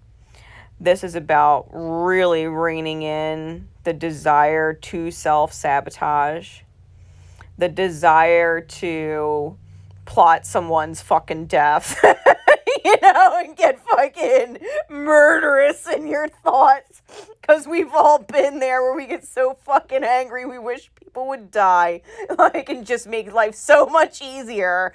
This is about really reining in that aspect of the self and remembering that it really is okay. Like the Uranus retrograde in Taurus is trining Vulcan in Virgo, like the magic of the steps that have shaken up the reality have taken place. It is a positive alignment for Uranus and Vulcan to be in trine like that. The reality is exactly where it's meant to be. Everything's been shaken up exactly how it was meant to be shaken. It's just a matter of time. Like Neptune retrograde in Pisces is quincunxing Ceres in Leo. And Ceres in Leo is trining Eris retrograde in Aries. There's definitely a subconscious and unseen healing going on that is in fact divine, unlocking the karma of this Ceres energy. This wounded feminine energy, this take a knee feminine energy. Because to be completely fair, Ceres is like Demeter, and Demeter took a knee to Zeus. Took a knee to Zeus that Persephone would have to stay in Hades' underworld for X amount of months for every pomegranate seed she ate. Like, to be completely fair, because Persephone, broke the rule, you can't eat the forbidden fruit, but she was starving herself out. She was doing her damnedest, and she shouldn't have fucking been there to begin with. If I were Ceres, Demeter, I would have argued with Zeus, she shouldn't have fucking been held captive there to begin with. You had no fucking right to take her. You had no fucking right. I'm not taking anything out of fucking winter, and nothing's gonna grow until I have my daughter back, period. But instead, Demeter took a knee, made concessions, sacrificed, accepted what was unacceptable. Met Zeus and Hades halfway and bargained with them with their unacceptable behavior. That's what's healing. You can't meet somebody who is unwilling to heal, who is asking you to take a knee. You can't meet them halfway. There is no halfway. It's acceptable or unacceptable. There is no kind of acceptable. It either is or it isn't. Because 99% acceptable and 1% unacceptable is unacceptable. It's not acceptable. It's 1% unacceptable, which means it's not acceptable. This is what's going on. The moon in Taurus trine the sun in Virgo. Know that your ability to be consistent, your ability to be stubborn, your ability to bulldoze through the karma, to bulldoze through the self-abandonment, to bulldoze through what used to be a lack of self-nurturing, a lack of self-consideration, a lack of empathy for the self. Understand there is really positive aspects going on. Lilith retrograde in Cancer is sextiling between the moon and the sun. Beautiful aspect. That is self-discovery, saying you fucking did it. You took the steps. You did it. Like, the universe is actually cheering you on. You might feel like a fucking wreck because you're in transition. You're alchemizing. You're not used to this version of yourself. It's not familiar. Yeah, you're a little freaked out. But you're in alignment. Please don't forget that you are actually in alignment.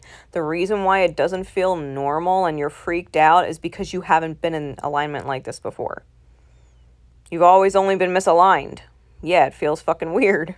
You're actually in alignment. All right. So getting into September 16th. Venus in Virgo is holding in opposition to the Juno Estrella in Pisces conjunction. It's also squaring Mars in Gemini, trining North Node, and sextiling South Node. Mars in Gemini is sextiling Chiron, right? And it has that quincunx to South Node, semi-sextile to North Node thing going on. The Moon in Gemini conjuncts Mars and is sextiling Jupiter, who is still obviously going through all of those challenges with Uranus and Saturn. Saturn quincunxes Lilith, and Lilith is sextiling Uranus. Neptune retrograde in Pisces also picks up an opposition to the Sun in Virgo. So feeling as if you can't handle the healing, okay? Feeling as if you can't handle the healing. Probably having some hard words being communicated, even if it's not to the person that you're frustrated with. It's probably about the situation you're frustrated with, and this is normal because you're doing your best to understand the healing, okay? People who don't listen to forecasts like this one are just going through these default energies, these default reactions, and they're absolutely talking to other people about the situation that happened, what went down, to try and get other perspectives to essentially calm them down, to remind them that they did the right thing. Because when you do the right thing and you tell people the truth and this is what happened and everything that transpired, they're going to tell you did the best you could. You did everything you could. You did the right thing. You had to. You really didn't have another choice, right? The universe is going to give these people a mirror to calm them down.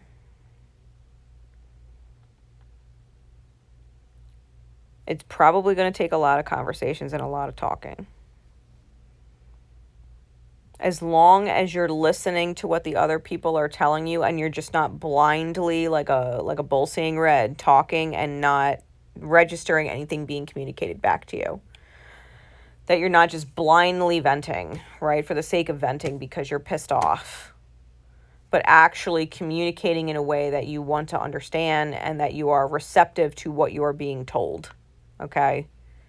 You can't just, vent to one person and they keep giving you advice or perspective and you keep negating it, and so they got to go, because you're out of alignment and they're in alignment. Okay, I got to go. And you end up calling somebody else and having the same rant conversation, and you'll rant to anybody who will listen, right? Don't do that. There's a temptation to do that. There is a temptation to do that. So please don't. Okay? You're only, honest to God, going to have people that you need in your mirror not want to answer their phone the next time you call them. Okay? Spare them and yourself. Listen to what the first person you're guided to call has to say. Really listen and accept it. Accept that you were guided to reach out for them for a reason. They are your mirror for a reason. And if you're in alignment, then you're manifesting voices that are also in alignment, and you could trust the mirror that you're receiving.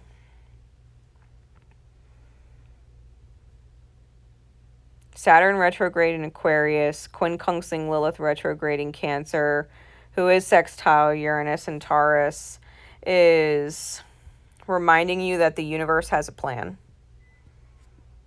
The universe doesn't make mistakes.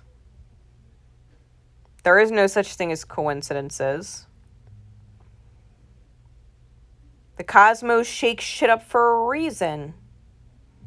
Source, creator, God, universe, spirit, whatever the fuck you call it, is fucking brilliant. It's brilliant. It's divinely fucking brilliant. The 12 universal laws that all of us function in, exist in, perceive in, grow in, it's fucking brilliant. Everything happens for a reason. There's no mistakes. You did not make a mistake. Not in alignment. You did not make a mistake. Heck, if you were in misalignment, then there's a way for you to get back into alignment. You can't actually make a mistake. You just put off the healing. But when you're in alignment, you're in alignment. Like, you legit did not make a mistake. There's nothing you could have done better. Or you would have. It couldn't have turned out any better. Or it would have.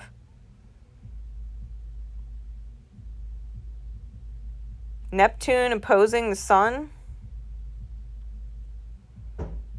The illusions, the lying to the self, it won't stand. It won't stand. The sun in Virgo, you are perfecting your existence here, whether you realize it or not. And the sun will always have bigger energy than Neptune. The sun will always have bigger energy than every other planetary body in our solar system. Our sun can eat every single fucking planet. Every planet's energy can fit inside our sun plus some. The sun is not fucking sweating these planets. The sun in Virgo is fucking laughing at Neptune's illusion.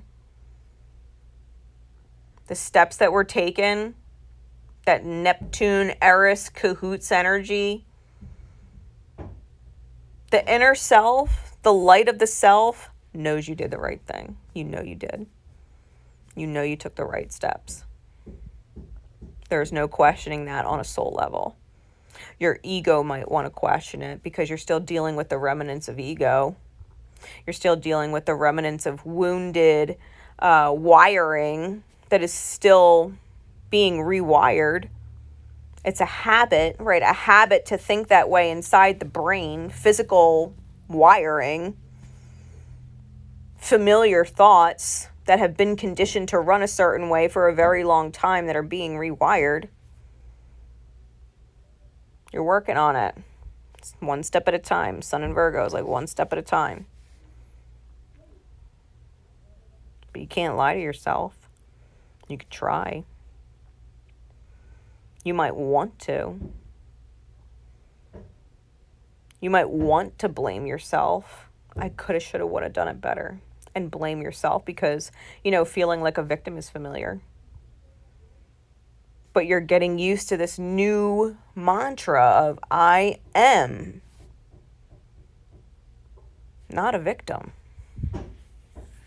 I'm not a victim.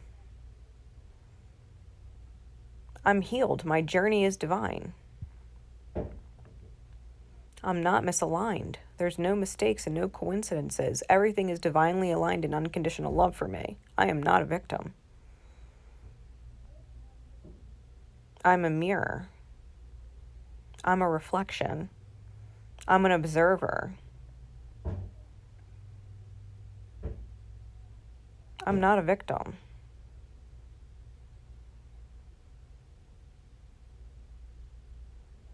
I'm a reflection. A teacher. You're rewiring your brain to think differently. Regaining control of your thoughts, like your thoughts don't control you, that you are consciously aware of the fact that you are thinking, you are in conscious control of your thoughts.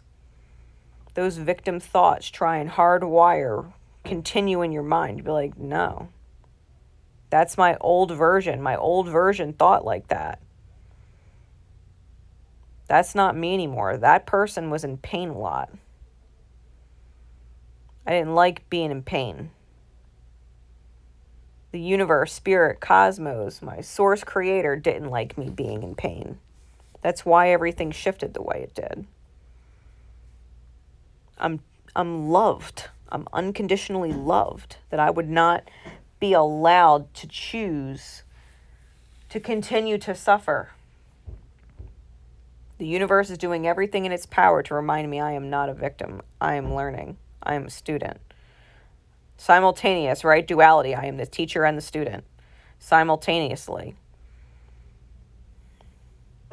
That's September 16th. Moving into September 17th. We've got dual yads. The first yad, South Node and Poseidon, the conjunction going on there in Scorpio, is the apex of the yad with a Mars-Moon conjunction in Gemini and a Chiron retrograde in Aries base. Okay, their sextiling is the base of the yad. The second yad, the apex, Chiron retrograde in Aries, with Venus in Virgo and South Node Poseidon Scorpio as the base. Now Mars Moon conjunction in Gemini in the first yad is squaring Venus, which is a base in the second yad. What's going on outside of that, North Node is trining Venus and semi-sextiling both Chiron retrograde in Aries and Mars in Gemini. The way these two yads are playing off of each other, because it's one or the other. Destiny's direction is going to go one way or the other. Either you know when to keep your mouth shut, when people are just being nosy and, you know, they're not actually asking you things because they genuinely want to better your circumstance or situation or understand, you know, they're not actually in alignment. You know when to keep your mouth shut and just simply do as you need to do in the vibration of trust with self, unconditional love with the self, step by step, knowing what you need to do, not allowing it to become interrupted because you are not a victim, right? That's apex too. That's the second yad, where Venus knows what steps it's taking, South Node Poseidon and Scorpio knowing when to keep its mouth shut, being in alignment with this Venus energy in order to release further that victim mindset that is healing with this Chiron retrograde in Aries. The first yad, the apex of South Node and Poseidon, Mars Moon being at the base with the Chiron retrograde in Aries, is is blurting out secrets, or secrets being blurted out because someone trusted the wrong person. Someone trusted the wrong person, said too much, overspoke, because they don't want to be a victim. There's a difference between knowing you're not a victim and not wanting to be a victim. If you don't want to be a victim, I don't want to be a victim ever again. Well, you're kind of afraid of being a victim. And what you fear appears, right? You're resisting being a victim. What you resist persists. But if you just simply know you're not, I know I'm not. There's a difference. You're not afraid of it. You know you're not. So if people are kind of catching up on that aspect of things, you know, they will probably overshare or create suspicion in others because they're not trusting their own steps. And conversations will happen in order to propel things forward, especially because the Mars Moon conjunction in Gemini square Venus with North Node playing a role, right? Trining Venus and semi-sextiling Chiron and Mars. Destiny's direction is in alignment with the heart space and reminding you there is a time and place and person to speak to and not to speak to when you understand that you are not a victim. When you understand that you are not a victim. The sun is conjunct Vulcan in Virgo. opposing Neptune, retrograde in Pisces, right? And then we have these Ceres and Eris aspects going on affecting that polarity. Because Neptune retrograde is quincunxing Ceres and semi-sextiling Eris.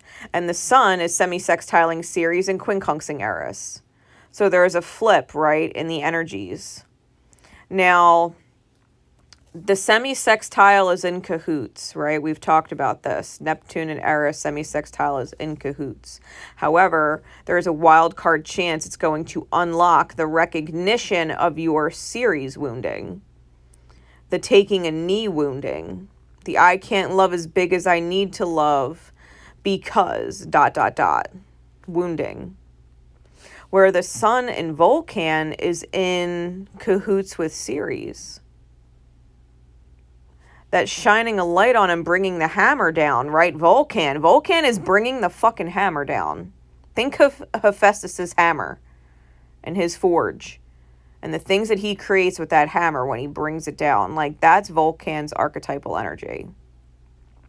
The hammer comes down on Ceres energy to unlock this Eris energy, the recognition of our own inner mischief, the recognition of how we convince ourselves of things that are not in alignment, how we attempt to manipulate things and achieve a certain result instead of flowing. This polarity with the Sun and Vulcan and Neptune being influenced by Ceres and Eris, either way you cut it, you are going to realize either one, you absolutely cannot take a fucking knee. It hurts to not be able to love as big as you actually want to love people. Taking a knee doesn't feel good. And or you're going to realize how you create your own fucking problems and your own disharmony, trying to achieve a result all the time via manipulation of other people. Well, I want to achieve this certain result, so I have to get this person thinking a certain way. I have to get them to take a certain action. If this action is taken, then this person will take a certain action and it'll result in what I want. That's manipulation. We've all done it. We just got to recognize it for what it is and stop. Catch ourselves. Nope, I'm trying to achieve a result. I got to realign. I got to recenter. I have to flow. I have to trust. The right conversations will be had when they need to be had. The right actions will be taken when they need to be taken. I can flow. I don't have to force a conversation. I don't have to force a meeting with someone. Or I don't have to force a meeting of other people or them having a conversation, right? I don't have to force anything. This opposition, trust me when I say the Sun is more than likely going to win out. You can absolutely be in shadow. You can absolutely be in shadow and realize that you are, in fact, still in that victim mindset, or other people right in your reality. If not you, you're going to be watching it happen. People feeling like they can't make moves because they're taking a knee to whoever the heart of the provider is. But people in alignment are going to be recognizing and catching themselves when they are attempting to, or in a habit, right? An old habit of trying to achieve a result, and they're going to stop themselves. Because anybody in that energy knows that you can have a goal in mind and trust that goal coming to pass because you're making moves as you're guided in alignment, without forcing, right? There's a big difference between flowing towards a goal and forcing a result. The more you force a result, the further away you get from actually achieving the result. So moving forward, this polarity is going to define the type of person that you are, not just, a heart of the provider or, a heart that is needed, but the integration of both, or the lack of both, is essentially what it's going to end up turning into. Because people are either going to elevate into a role that they are comfortable being both in providing and nurturing, being able to take care of the physical needs of others while also remaining empathic at heart, or they're going to end up in a situation where they're neither.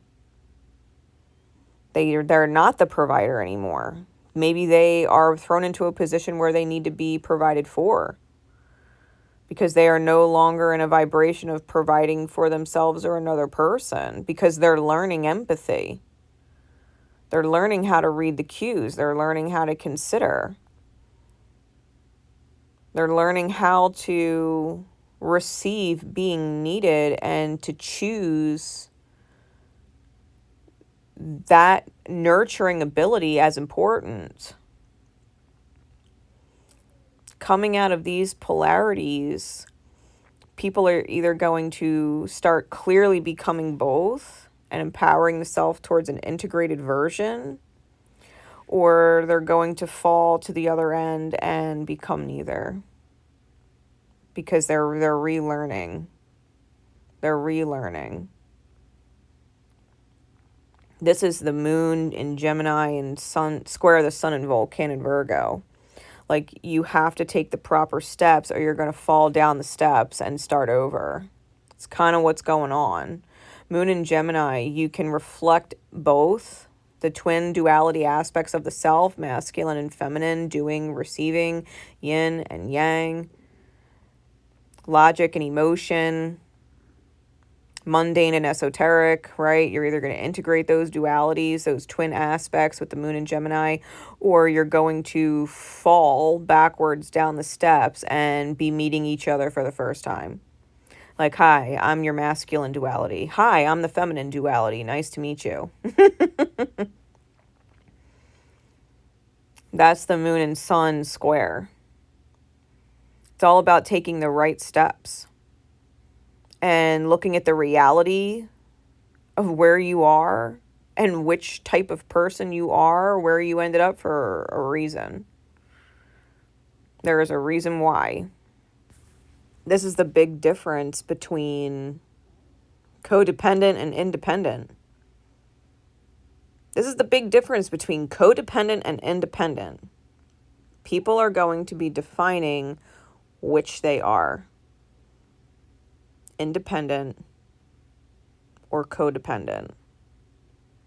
Independent doesn't just mean providing for yourself, right? Independent also means that your emotions are not dictated by other people. It's a mastery of empathy, where you can feel other people's energy, but you don't become other people's energy. Your energy is no longer affected by other people. When you are independent, not only are you independent in your reality, but you are independent in your emotional state, masculine and feminine. You are independent. Your reality and your moods or emotions are not dictated by other people. And if you're codependent, then your reality depends on other people holding up certain ends, holding up certain things to make sure that, you have everything that you need. You're dependent on other people to provide. And your emotions are also then dependent on other people, because if they're having a bad day, you might be having a bad day. If they're stressed out and they start to have a fucking fit, like, now all of a sudden maybe you're worried. Your emotions are contingent upon theirs. Codependent versus independent. This is what is going on September 17th. Getting into the 18th and the 19th of September. Of the two yads going on the 17th, the second one starts to dissipate, but the first one continues to hold, but without the moon. So it's that apex south node Poseidon with Mars and Chiron at the base, which, to be fair, is all of those secrets coming to light because people are over speaking, and that fear of being the victim is starting to manifest and all that shit. To top it off, if you guys remember me talking at the very beginning of this, the very beginning of this forecast, when I was talking about Jupiter becoming a nuke, this is where that energy starts to transpire. All right, with that first yod holding, the moon transits into Cancer and is squaring Jupiter retrograde in Aries. So Jupiter retrograde in Aries, the self that we know, is being seriously fucking challenged by the emotions. The moon is dignified in Cancer. It's in its home sign. The emotions start to become overwhelming, and it's very difficult to ignore the way that you feel as well as the way other people feel in your reality, especially if you are codependent and your emotions are dictated by other people around you. Jupiter, who is in those semi-squares with Uranus and Saturn, right? And they're squaring each other. Uranus and Saturn are both sesquiquadrate Mercury retrograde in Libra. That's square and a half. Uranus and Saturn are sesquiquadrate aiming at Mercury retrograde in Libra, and Jupiter is in between them opposing it.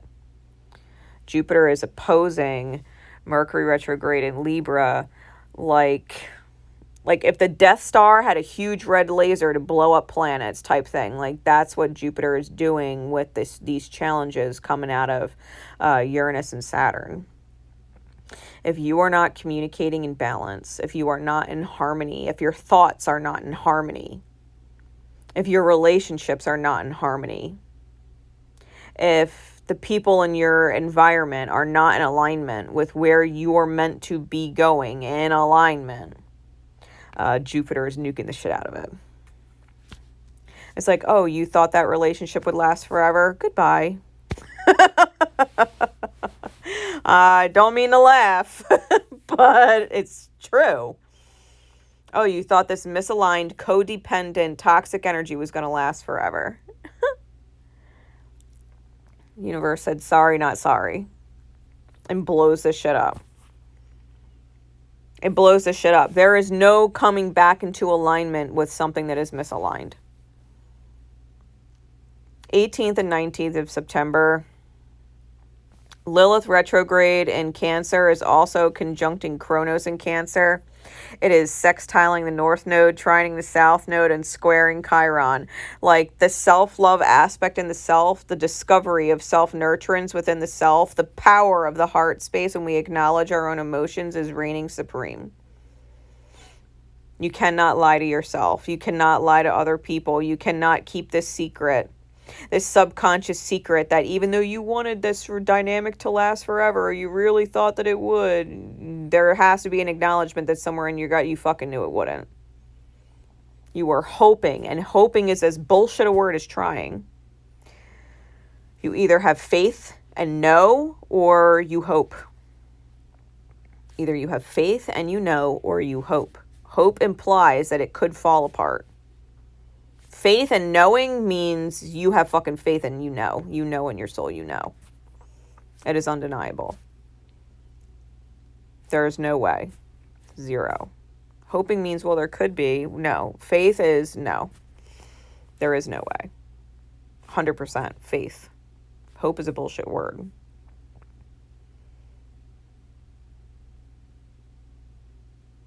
Jupiter is blasting anything out of alignment because the underlying self-discovery of self-nurturance and being emotionally independent it's fucking necessary. And it's powerful. It's a powerful aspect within the self that a lot of people negate and pretend isn't there, but you can't ignore how you feel.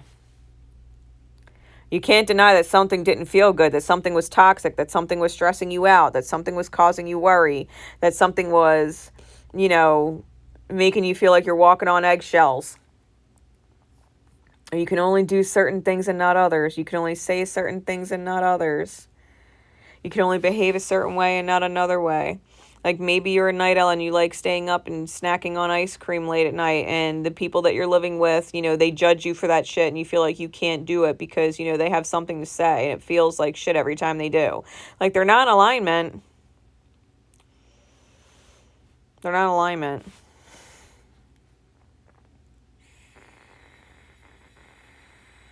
You should be able to be yourself. At all times, you should be able to be yourself, and no one should give you shit for being you.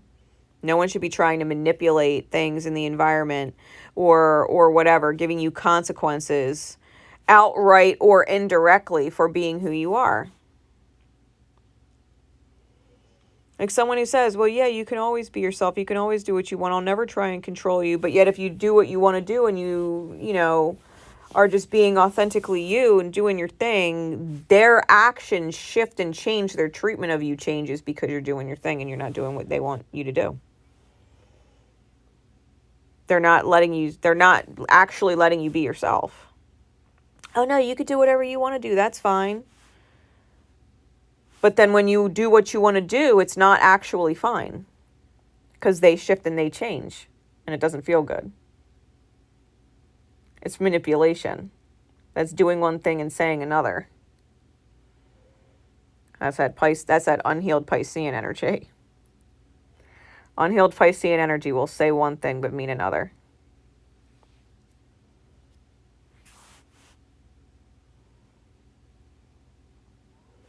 The Sun in Virgo is sesquiquadrate north node, semi-squared south node, and Vulcan transits into Libra. Okay, so Vulcan is getting a little bit ahead of the Sun. The Sun is still in Virgo. It's got a couple days left. But Vulcan transits into Libra, which means the hammer is coming down on dynamics. It's clearing the way. Vulcan's hammer is clearing the way for the Sun to enter into Libra. Pluto retrograde in Capricorn is trining the Sun and quincunxing Ceres, because Ceres is starting to get towards the end of Leo.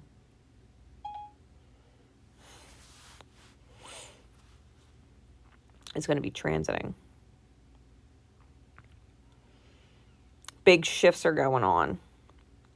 Big shifts are going on, moving into the solstice energy.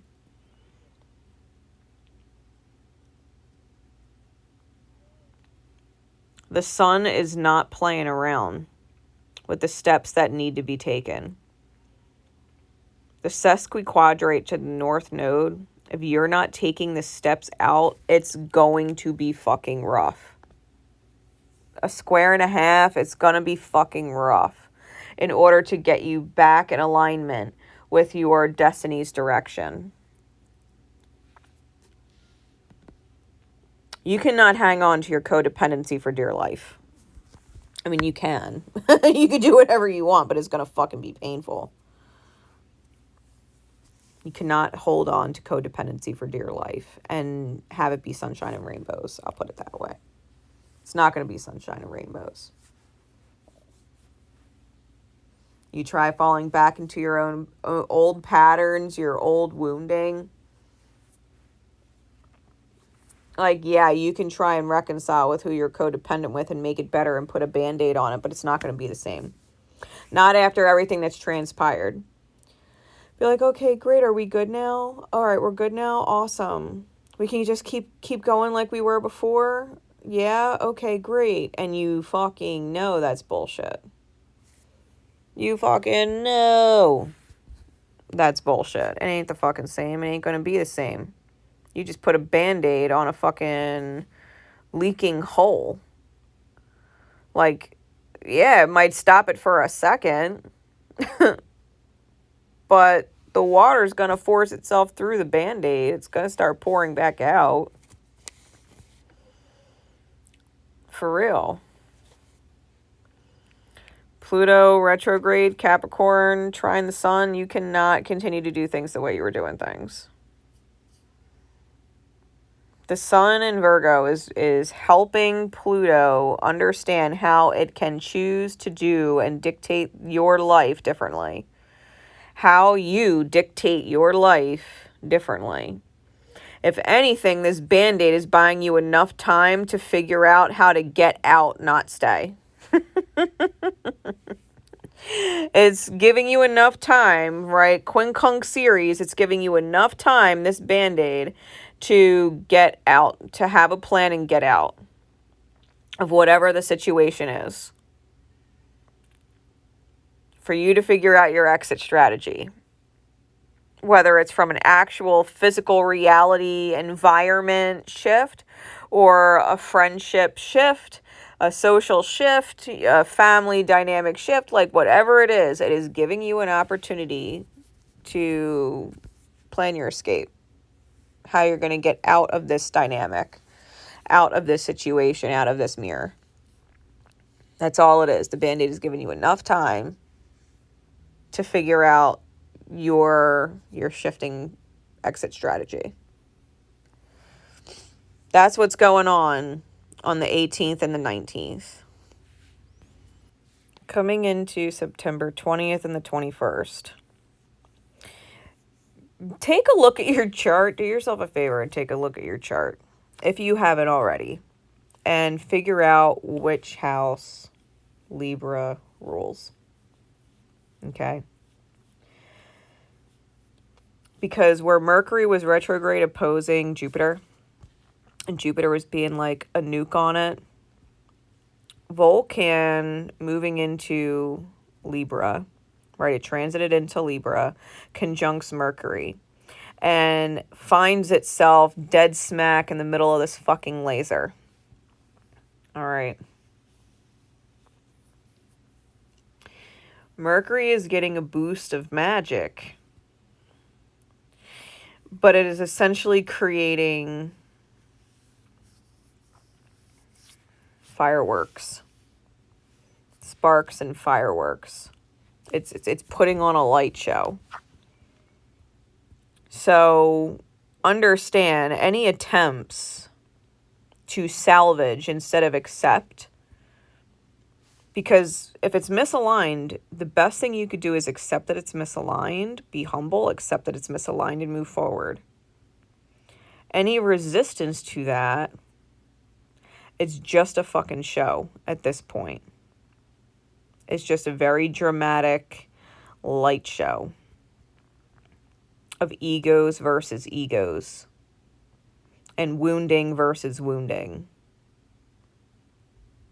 Super dramatic. Can good things come out of it? Sure. But it's probably because Venus is trining Uranus and quincunxing Saturn. It is quite a spectacle. Someone will benefit from it, if not the parties directly involved. Someone will benefit from witnessing it. They will observe the experience, they will witness the experience and be like, yeah, I'll take that lesson and claim it. They obviously didn't. Someone will benefit.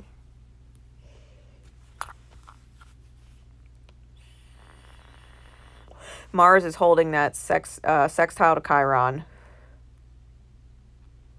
Pluto is still holding on to that quincunx series and takes on a semi-square with Juno retrograde and Estrella retrograde, that conjunction going on in Pisces. Pluto semi-squaring those aspects and quincunxing on Ceres. That might be like the devil on your shoulder saying, hey, you can fix them. If you just say things this way or do things this way, you'll fix them. This'll get under their skin. This'll make a point. I'm going to throw my weight around. Trust me, that's just Reaper energy. That's just Reaper energy. You are asking for things to be severed indefinitely. It's like a burning bridge. That is burning the bridge behind you.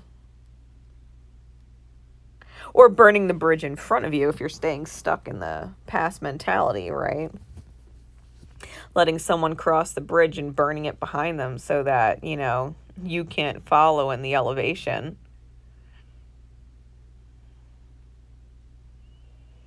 It's still got the Lilith retrograding Cancer square to Chiron going on with those aspects, those positive aspects with the nodes.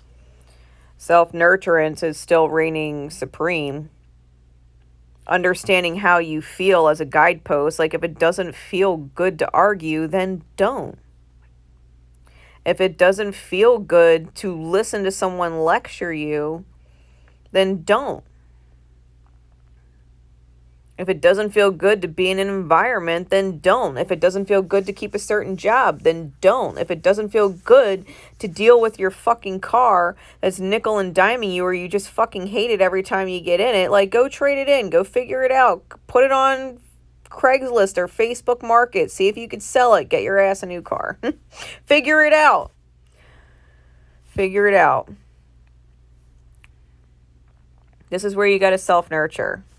Wherever your Cancerian energy is, whatever placement you have going on in there, depending on what's in there, you might have to let certain things go in order to get other things in.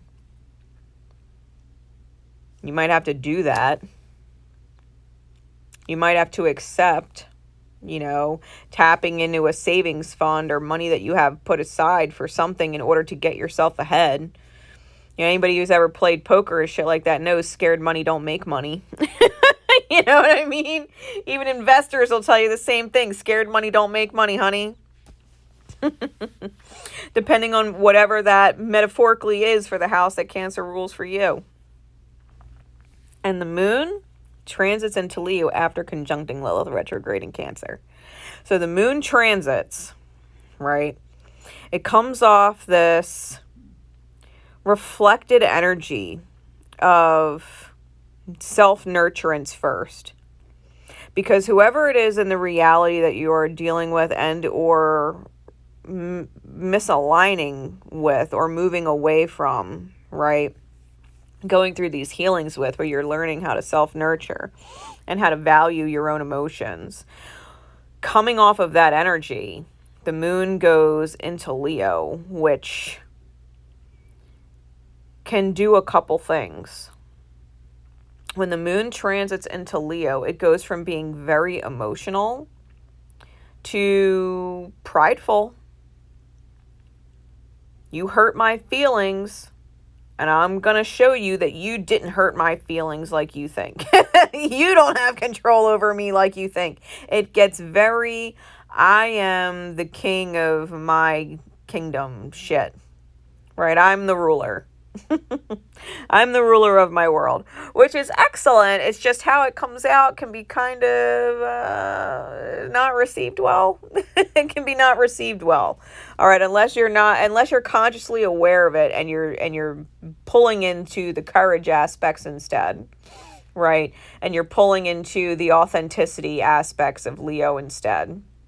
Naturally, with the moon, it's going to want to go shadow. You have to consciously choose with the moon. You have to consciously choose the energy of the light of whatever sign it's in to focus on the light. Just like the moon reflects light, you have to be able to focus on the light and not the shadow side of the moon. And it's a conscious decision. People in general default to the shadow of the moon, the dark side of the moon, because things are coming up that from their unconscious and subconscious that they're not privy to understanding. They haven't learned yet. Learning is a choice, they just haven't chosen it yet. So it can definitely come off as prideful and someone letting you know with their words or behavior that you didn't get under their skin, and someone coming off like they don't care when they do. Coming off unbothered when they are. Or vice versa. You might be coming off unbothered when you are. Putting on that air of they didn't get to me and being a little more prideful, right? That's the 20th and the 21st type energy leading into the solstice. Now, the solstice is on the 22nd, and this energy is for the 22nd, the 23rd, and the 24th, because there's not a lot of shifts in the energies during these 3 days. All right, the sun transits into Libra, and Mercury retrograde conjuncts the sun. It's crossing back over the sun. It's a cazimi, okay? It's cazimiing back across the sun. They're literally conjuncting at the transit point. And this Sun Mercury retrograde conjunction in Libra is sesquiquadrate the north node and semi-square the south node. Chiron retrograde in Aries is still holding its aspects at semi-sextile to north node and quincunx to south node. So there's aspects going on with the nodes. This is where you really need to find your own inner balance, like hardcore.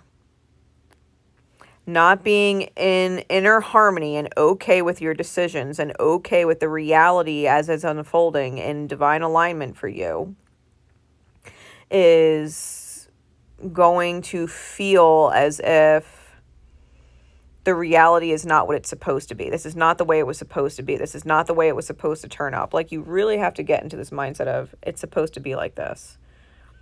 It's working out in the highest good of everybody.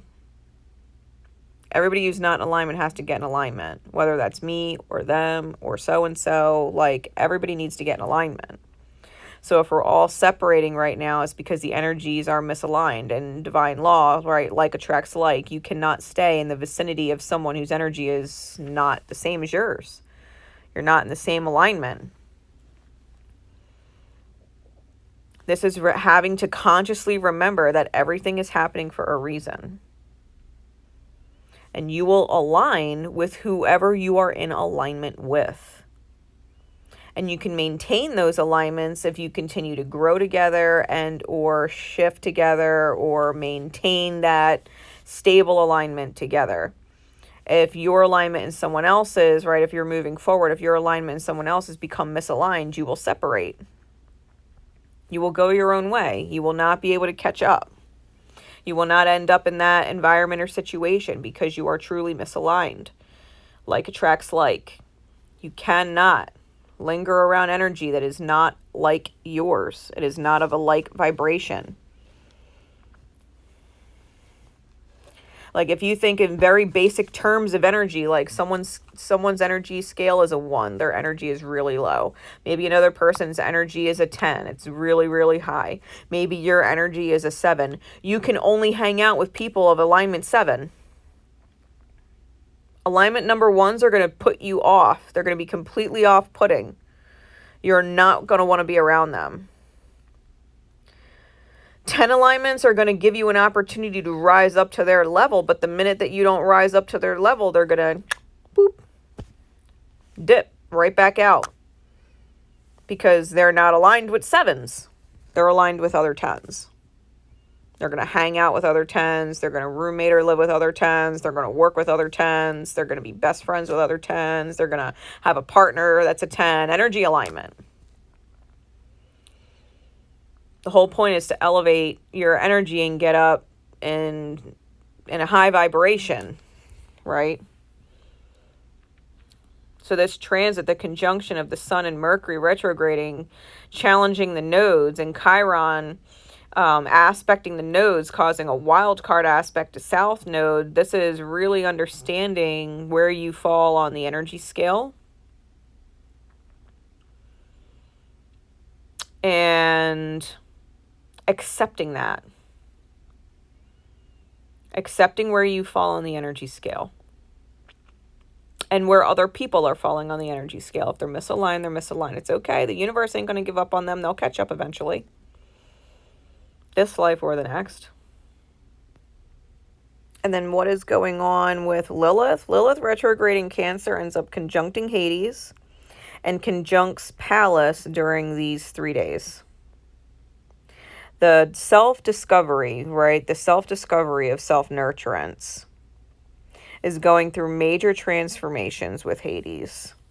The old version of self is completely being reaped off. and being found from a defensive standpoint with Pallas, because Pallas Athena, she's a warrior goddess, but she's not like Aryan energy, Mars energy. She's not an aggressor. She will not start a war, but she will finish one. The way we are being rewired to self-nurture, to take our own emotions into account and deem them important, right? How we feel being important and not accepting realities that don't feel good and all that jazz. It's going through a major shift because you are unwilling, right? At this point, you are unwilling to start fights. You are unwilling to start arguments. You will absolutely fucking end one. Words or actions. You will know when to walk away because someone doesn't know when to stop arguing. They have to have the last word. They have to be right. Like, that's misaligned energy. No one wants to be around that in high vibration. A 10 is not going to sit there and argue with someone who has to be right. Who is insistent on being right. I'm always right. I'm going to get the last word. A 10 alignment's going to look at that person and be like, all right. And figure out their exit strategy. You know what I mean? All right, being around this person doesn't feel good. I'm either going to hang up the phone or I'm going to leave this situation or I'm going to get out of this career job alignment because that person's energy, I can't get past that and better myself. I'm going to go this route or go that route or whatever and dip and dodge that energy because I can't align with it.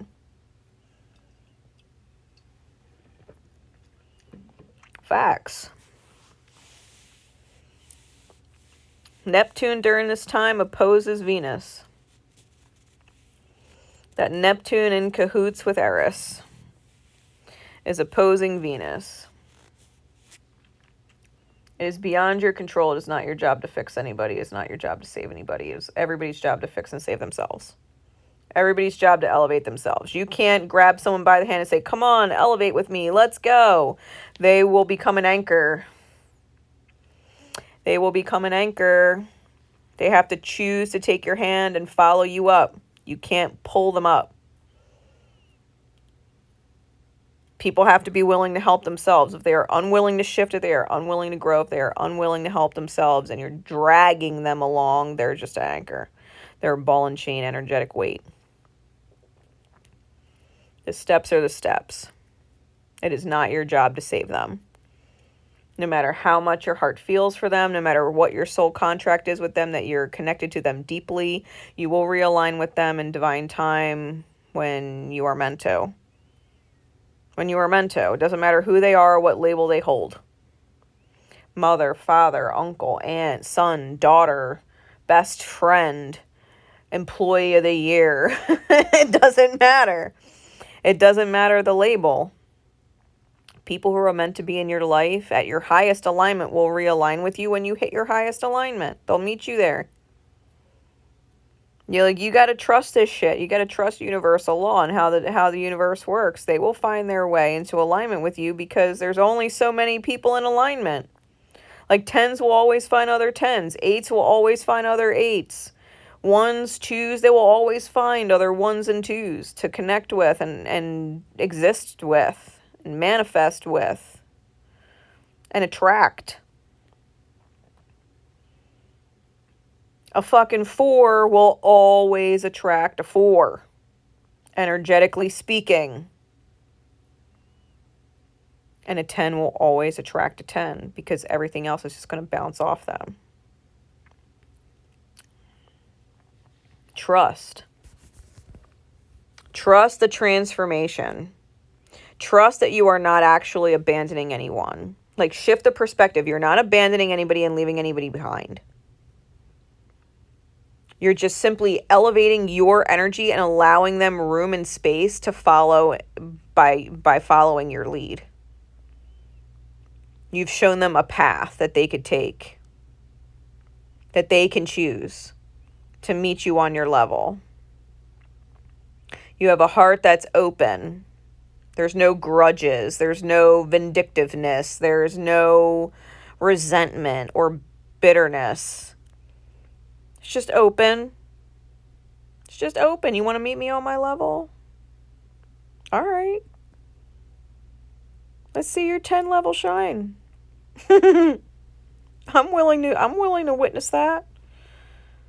I'm willing to witness your 10 level energy. It's a great reflection for my mirror. Hell yeah. Energetic 10s fucking love hanging around other 10s. They're totally down. Totally down. To be fair, other 4s love hanging around other 4s. They're totally down too, but you know.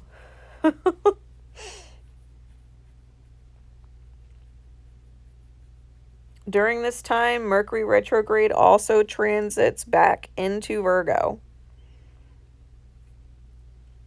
The moon's also in Virgo, and it's going to quincunx Saturn.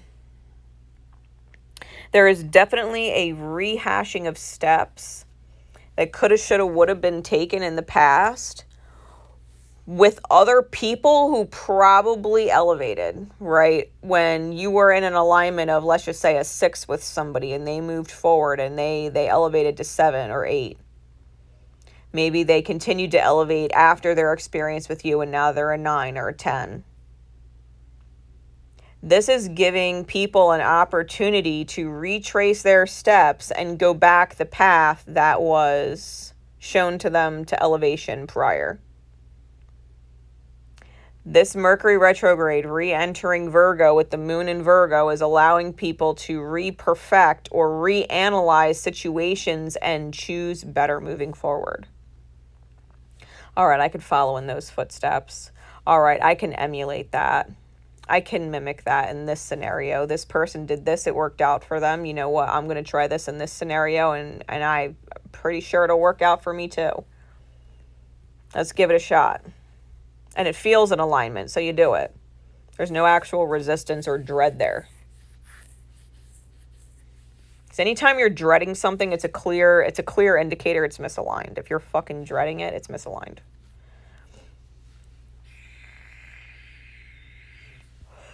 That's fine. Accept it and move forward, right? But these alignments are literally allowing people to take a step back and instead of choosing stagnation or going down a notch, right, energetically declining, it's allowing people to take a step back, reroute, and take a new pathway. It's like the inner GPS is literally rerouting, saying, here, you can go this way. You could save 7 minutes off your trip.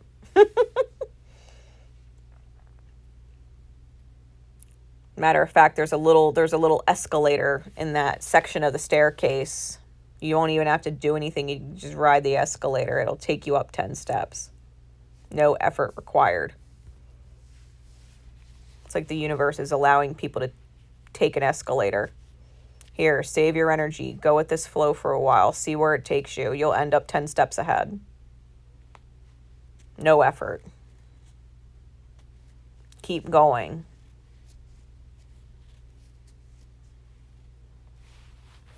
The moon, before it even hits Virgo, all right, on the 22nd, before it even starts moving forward, the 23rd and the 24th, while the moon is still in Leo, it does conjunct Ceres on the way out. It conjuncts Ceres at the end of Leo and quincunxes Pluto retrograde in Capricorn. So the moon here is learning too much pride to take the knee. Okay. Never again. It's that never again energy. Never again do I want to take the knee. Never again. Never again do I want to stay codependent or tolerate misalignment. Never again, if I'm elevating to a 5, will I ever be a 4. Never again. The moon also quincunxes Jupiter as it's transiting into Virgo.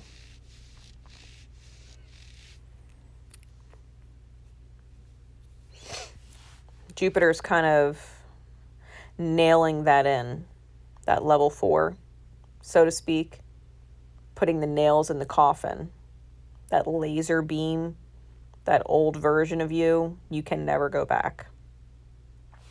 Once you elevate, you can never go back.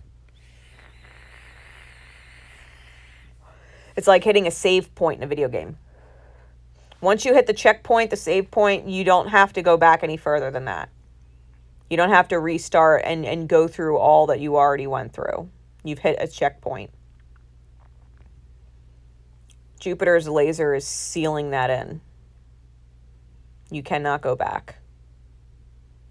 Those people can elevate and meet you on a higher level, but you cannot go back to their level should they not elevate. Should they choose to stay a 3, they will never re-enter your reality again. And there is an acceptance that if you have to go indefinitely, then you have to go indefinitely because there's too much pain there. Jupiter is sealing it. You cannot go back. They can come forward and hit the same checkpoint, but you cannot go back. Okay? Self-love defenses. Self-nurturance defenses. Self-compassion defenses. This Lilith conjunct Pallas energy.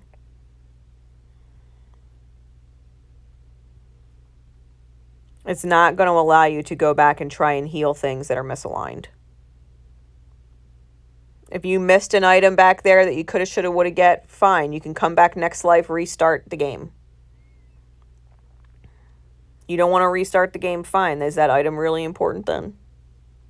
Maybe it was just a bonus. Maybe you don't actually need it. If you really, really needed it, you wouldn't have been able to hit the checkpoint without it. Or kind of ruins the game, you know? That's the 22nd, the 23rd, and the 24th. For September 25th, we have the new moon in Libra at 2 degrees. New moon in Libra at 2 degrees. Vulcan's retrograding back towards it. Mercury's within an orb. It's 5 degrees away in Virgo.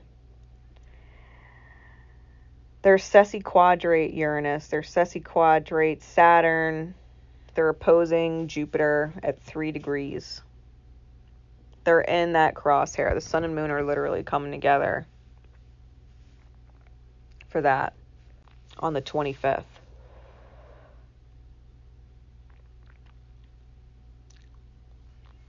When you balance yin and yang, masculine and feminine, and you are in alignment, it challenges everything and everyone. New moons are all about manifestation, all about clean slates, all about facing the shadow. When the sun and moon come together like this in Libra, with these challenges, sesquiquadrates, right? Squares going on, fucking oppositions going on.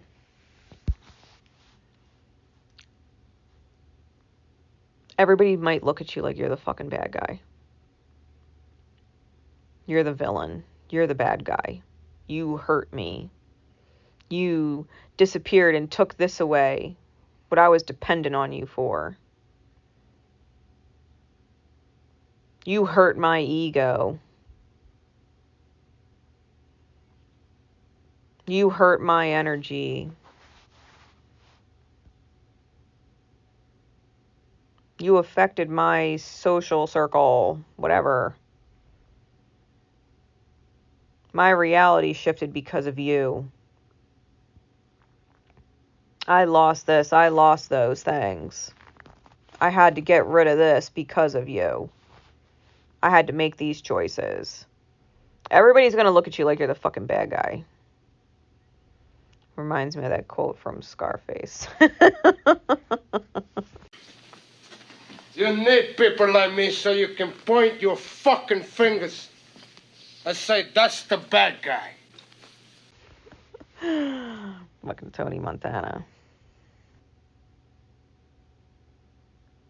We're all a villain in someone's story. At some point. Until they realize you weren't actually the villain. And that's because they need to go through a similar situation and be in your shoes with other people. They need to be in your shoes and understand from your perspective. And hopefully connect the dots, because some people will go through the experience, the counter experience, and not connect the dots. They don't put two together. It happens.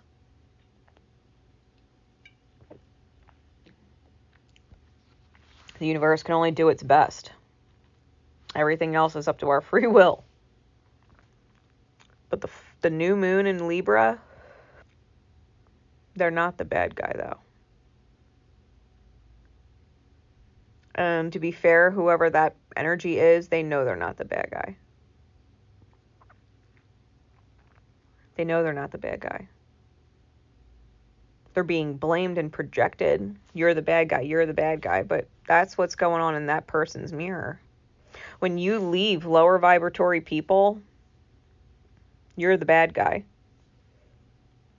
Because what happens in their mirror, if they were to slide a mirror between them and you, and they're talking to themselves,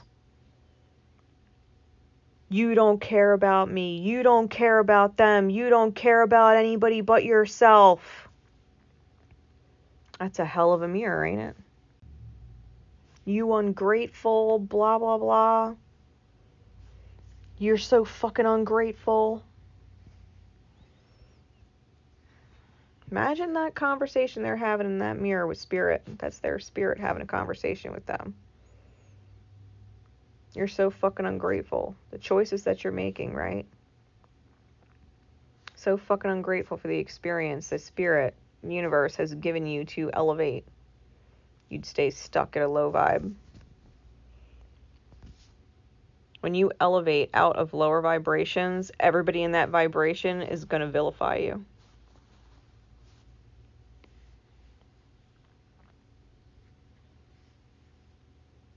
You surpassed their energy. It's something they haven't done. They haven't gotten off of that step yet.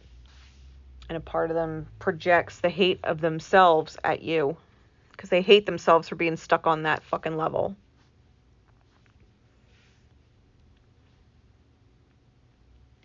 But if life's a video game, you can't beat that level for them. They gotta beat that level. You beat the level. You ain't a fucking asshole or a bitch for beating that level and surpassing that level. Imagine every energetic level has a huge boss that you have to override. Sometimes that boss is fear. Sometimes that boss is greed. Sometimes that boss is guilt. Sometimes that boss is pity. Sometimes that big boss you have to defeat is insecurity. Sometimes that big boss you have to defeat is the lies that you're telling yourself. Sometimes that big boss you have to defeat is anger or addiction. Sometimes that big boss is illusion. Sometimes that big boss is pride and ego. A lot of people get stuck on that level. Pride and ego. A lot of people get stuck there. Everybody has to go through the levels. Once you beat a level, you get a checkpoint. You've learned it. Go on to the next level. Take advice from other people who beat that level. They've played that game. They've played that level. They've went up against that boss. They'll tell you the fastest way to beat them. Heed the advice of those at higher levels than you. If they tell you there's only one way to beat them, trust them. You could try and figure out every other fucking way that everybody before you has tried and failed at. Or you could just take the advice of someone who says, hey, there's only one way to beat this boss. Trust. Letting go of ego and pride might require you to let go of every fucking person in your reality. because you're getting up into the high levels at that point.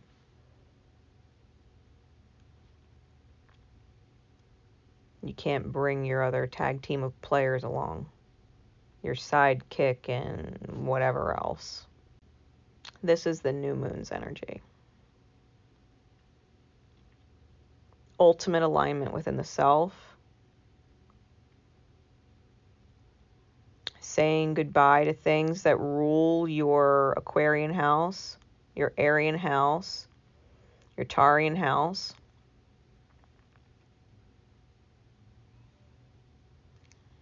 Letting it go. Woundings that you have in those houses, you have to let them go. Or you're just going to stay stuck. That's the new moon in Libra. Moving forward from the 26th, 27th, 28th, 29th, and 30th. The moon, Venus, and Mercury retrograde all end up pretty much conjunct in Virgo. And they are quincunxing on Eris and opposing Neptune, while trining Pluto retrograde in Capricorn. This is an I'm on to you type energy. And I can't be lied to type energy. This is a you need to make sure your heart is taking every step to stay in alignment energy. If you are reconnecting with people from your past, understand the moon in Virgo is a perfectionist. Venus in Virgo is a perfectionist.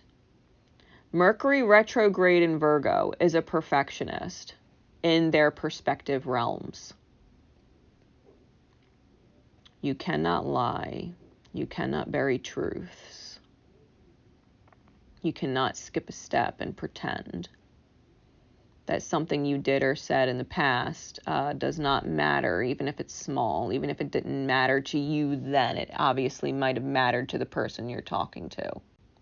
This conjunction requires absolute transparency, absolute reconciliation of past events, and or you will not pass go. You will not collect $200. You will not be in alignment. You will not be in alignment. And whatever 10 popped into your reality that said, hey, do you want to take my hand and come with me? You pretty much just said no, and they're not going to drag you. They're not going to drag you into alignment. They're like, all right, come back later when you're ready. Oh, you want to reconnect with me? You want to be on my level, but you don't want to be truthful and transparent. You don't want your heart to be open. You want to pretend and take your blocks with you. You want to pretend they're not there. Like your baggage is heavy, honey. You got to put your baggage down. That past baggage that you haven't, cleared off your conscience yet, you can't actually take that forward. Or we're going to repeat past shit. You're either on my level or willing to be on my level with me and move forward, or you're not. And if you're not, that's fine. I'm just going to wait over here until you're ready and do my own thing in my alignment, my 10 alignment. You can't lie to this person or whoever it is in your reality. Lies they're not acceptable, and they will be 100% fucking seen for what they are. People are going to know you're bullshitting. People are going to know you're lying. They're going to know you're hiding something. You're not going to be able to get around that. They're going to fucking know, and they're not going to tolerate it either. Now, that crazy laser shit that Jupiter's doing, it had hit the Sun and Mercury in the days prior. It is hitting the Sun and Vulcan now. It is hitting the Sun and Vulcan now. But when the Sun opposes these three energies with what is essentially the magic of Vulcan, it's like the Sun put up a shield, like a magic shield, and reflected that laser back at them. Like, you're going to see that dynamic aspect between the three of them start to fall apart. And it does. It does start to fall apart. They go to war. Saturn and Vulcan against Jupiter, Saturn, and Uranus. They go to war. And the sun can give two shits. The sun can give two shits.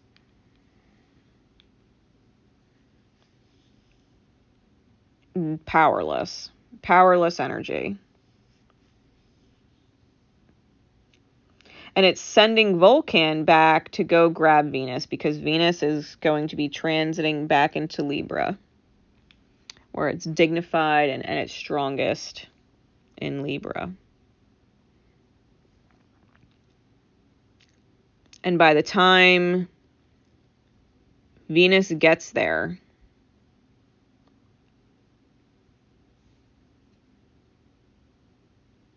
the sun is quincunxing on Juno,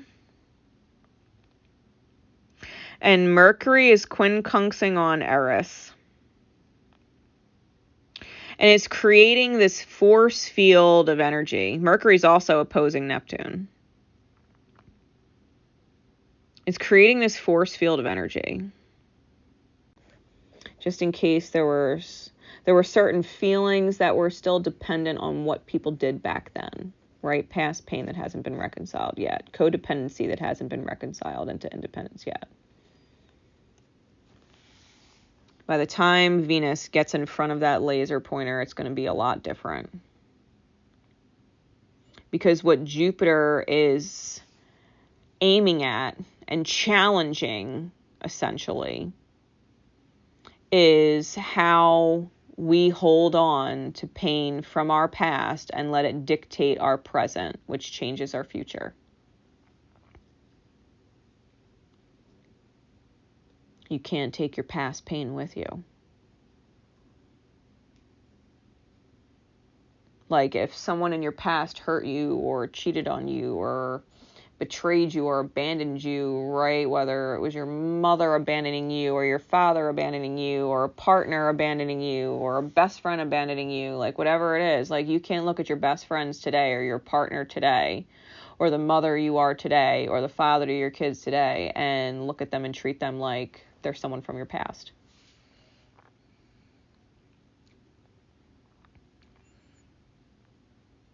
You got to know who you are. Tens know who they are. They know they ain't your mother. They know they ain't your father. They know they ain't your ex. They know they're not. You start treating them like that and they're going to be like, go back to your save point.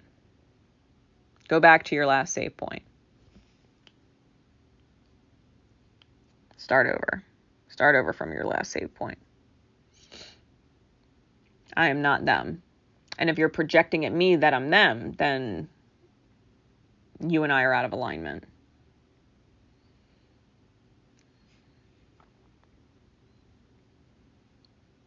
Venus dignified in Libra. It's harmony or bust. It's gratitude or bust.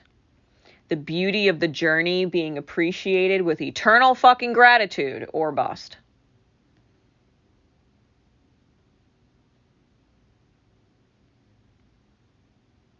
Venus dignified in Libra is not going to tolerate your wounded ego. It's not going to tolerate, well, it should have happened this way. It could have happened that way, but it didn't. But it didn't. It happened this way. It happened this way for a reason. It was supposed to be this way. These steps are supposed to be taken. The steps required of you now to move forward and elevate are for a reason. It is not a mistake. If you are being tasked with a challenge to undo your reality, a challenge to undo your mind and perspectives and belief systems, and everything that you thought was is now different. The way you thought your life was going to turn out is different. And when you renegotiated in your mind how your life was going to go from a certain point on, well, now that's different too. Welcome to life.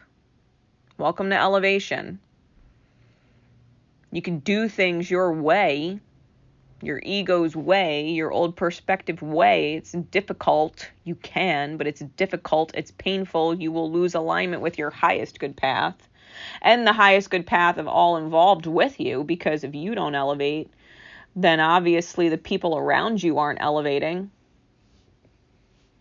They rise when you rise, type thing. Right? What kind of leader are you is how this whole thing started. If you don't lead by example, then no one's teaching them how to do it. Yeah, it's not the way you thought it was going to work out. Nothing ever will be. Can you trust it, though? Can you trust it, though? Because every time you try and do something the way you think it should be done, or the way it's supposed to be done, or the way you taught it should be done, shit hits the fan, the rug gets pulled out from underneath of you, everything starts to fall apart, tower moments happen, you know what I mean? Like, you've got to get in a consistent flow with high alignment in order to stabilize.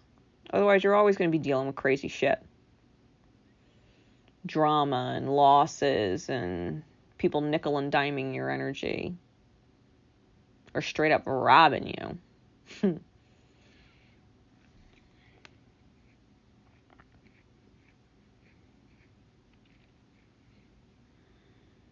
Lilith also goes direct in Cancer.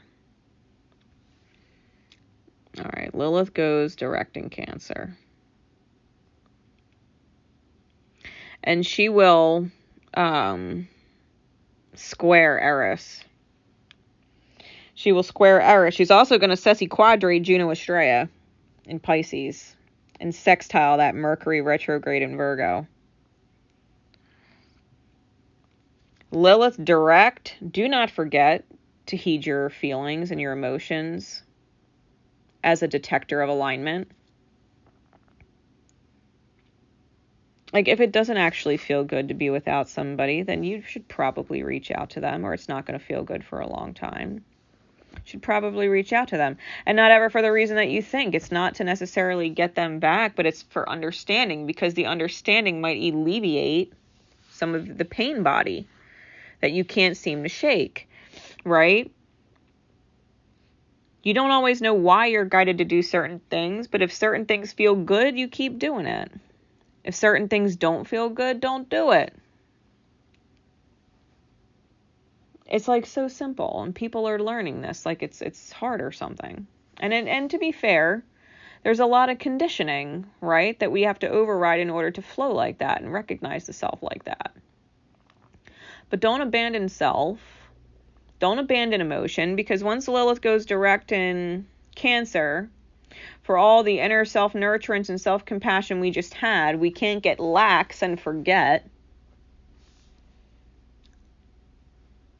that our mind is playing tricks on us, that our subconscious wounding is playing tricks on us, that Eris and Neptune shit.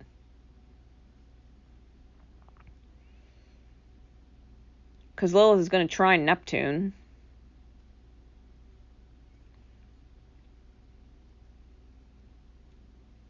You have to be really firm in not being the creator of your own mayhem.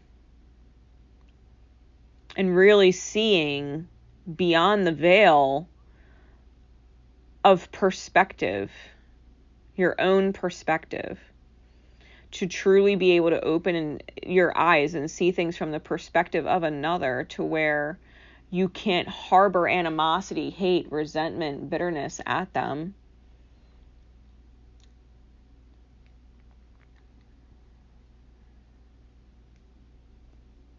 Like, a great example, those of you who have followed me for a while know that my mother was not the best mother.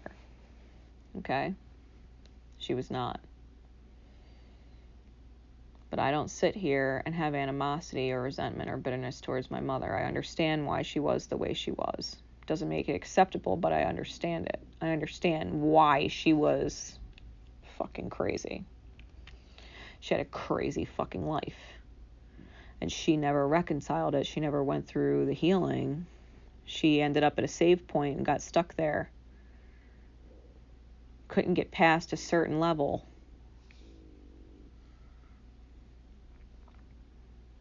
I don't hate my mom. I'm not angry at my mom. I'm not bitter. I'm grateful for the challenge. I had to rise to it. I feel like I did. I'm grateful. It's just one of those things where you know someone tapped out at energy level 5. And you've moved on to 6 and 7. And they can always meet you there. But, if they choose to stay stuck at a 5, well, then you have to continue on your life elevating. Can't stay stuck for other people. It would be painful as shit if my mother was still in my life, if she's, at a 5, so to speak, right? Metaphors. It'd be painful. So, it's okay. Like, don't abandon how you feel. Don't abandon how you feel for labels or ego and not wanting to give up on a certain result that you tried so hard to get. Like, maybe you'll get that result. It's just not the way you think you're going to get it. Like, let spirit do its thing. Trust a little bit. Trust the flow a little bit. These last 6 days, moon transiting into Sag,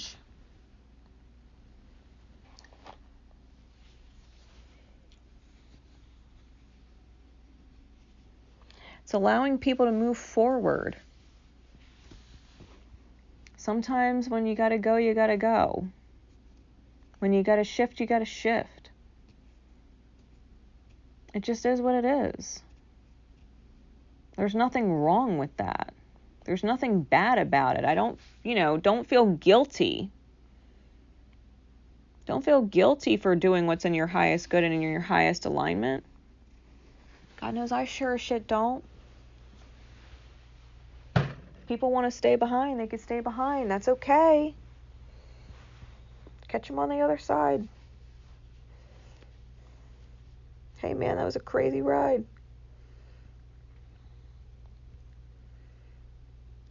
Plot out how you're going to try it again for them next life.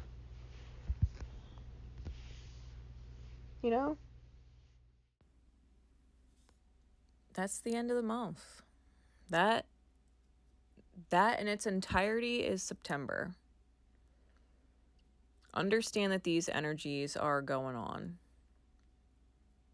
If you have prominent placements in those signs, you will likely be dealing with those aspects in some which way, shape, or form.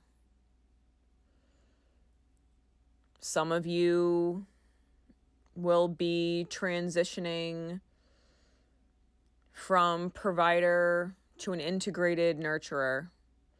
Some of you are a nurturer and going to be integrating into a provider.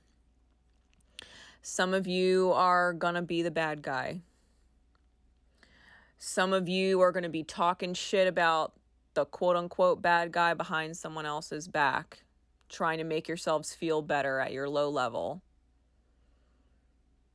Some of you are going to completely shift environments. Some of you are going to completely shift social dynamics. Some of you are going to completely transform your family dynamics.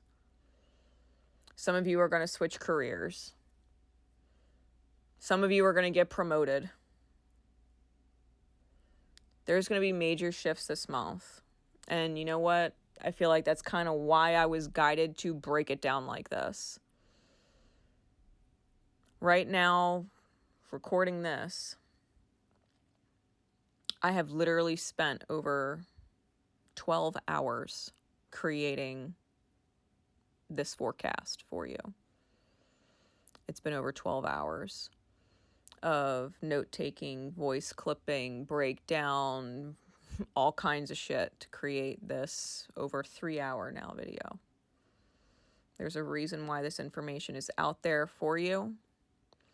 There is a reason why YouTube has a share button. There's a reason why you can, drop a like and leave a comment and let me know how this resonated for you in hindsight. All of the timestamps are in the description and in the comments, so that you have them to go back to use as a guidepost throughout the month, because it's a lot. It's a lot. Like, you're not going crazy. You're not alone going through this. Like, these are collective, cosmic fucking energies. So I do have faith that for those of you who were drawn to this, that it serves you in your fucking highest. I have faith that it will. Understanding, applying wisdom, knowing what is going on, not being blind, not running on default. It's so fucking important, because elevation is a conscious thing. Elevation is a conscious thing. If you're not tuned in and you're not aware and you are not looking and thriving or striving to understand,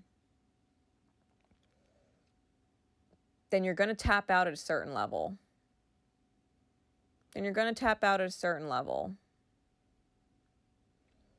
So thank you for being here for yourself and everybody in your life connected to you, because whether you realize it or not, your healing is going to set off a ripple of healing beyond your ability to comprehend right now.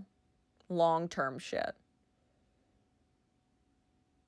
And I'm grateful that you're in the world figuring it out. I'm grateful that you're in the world figuring it out wherever you are. And my love and my support is with you always, no matter where you are. Until next time, guys. Love each other. Most importantly, love yourself. Take care.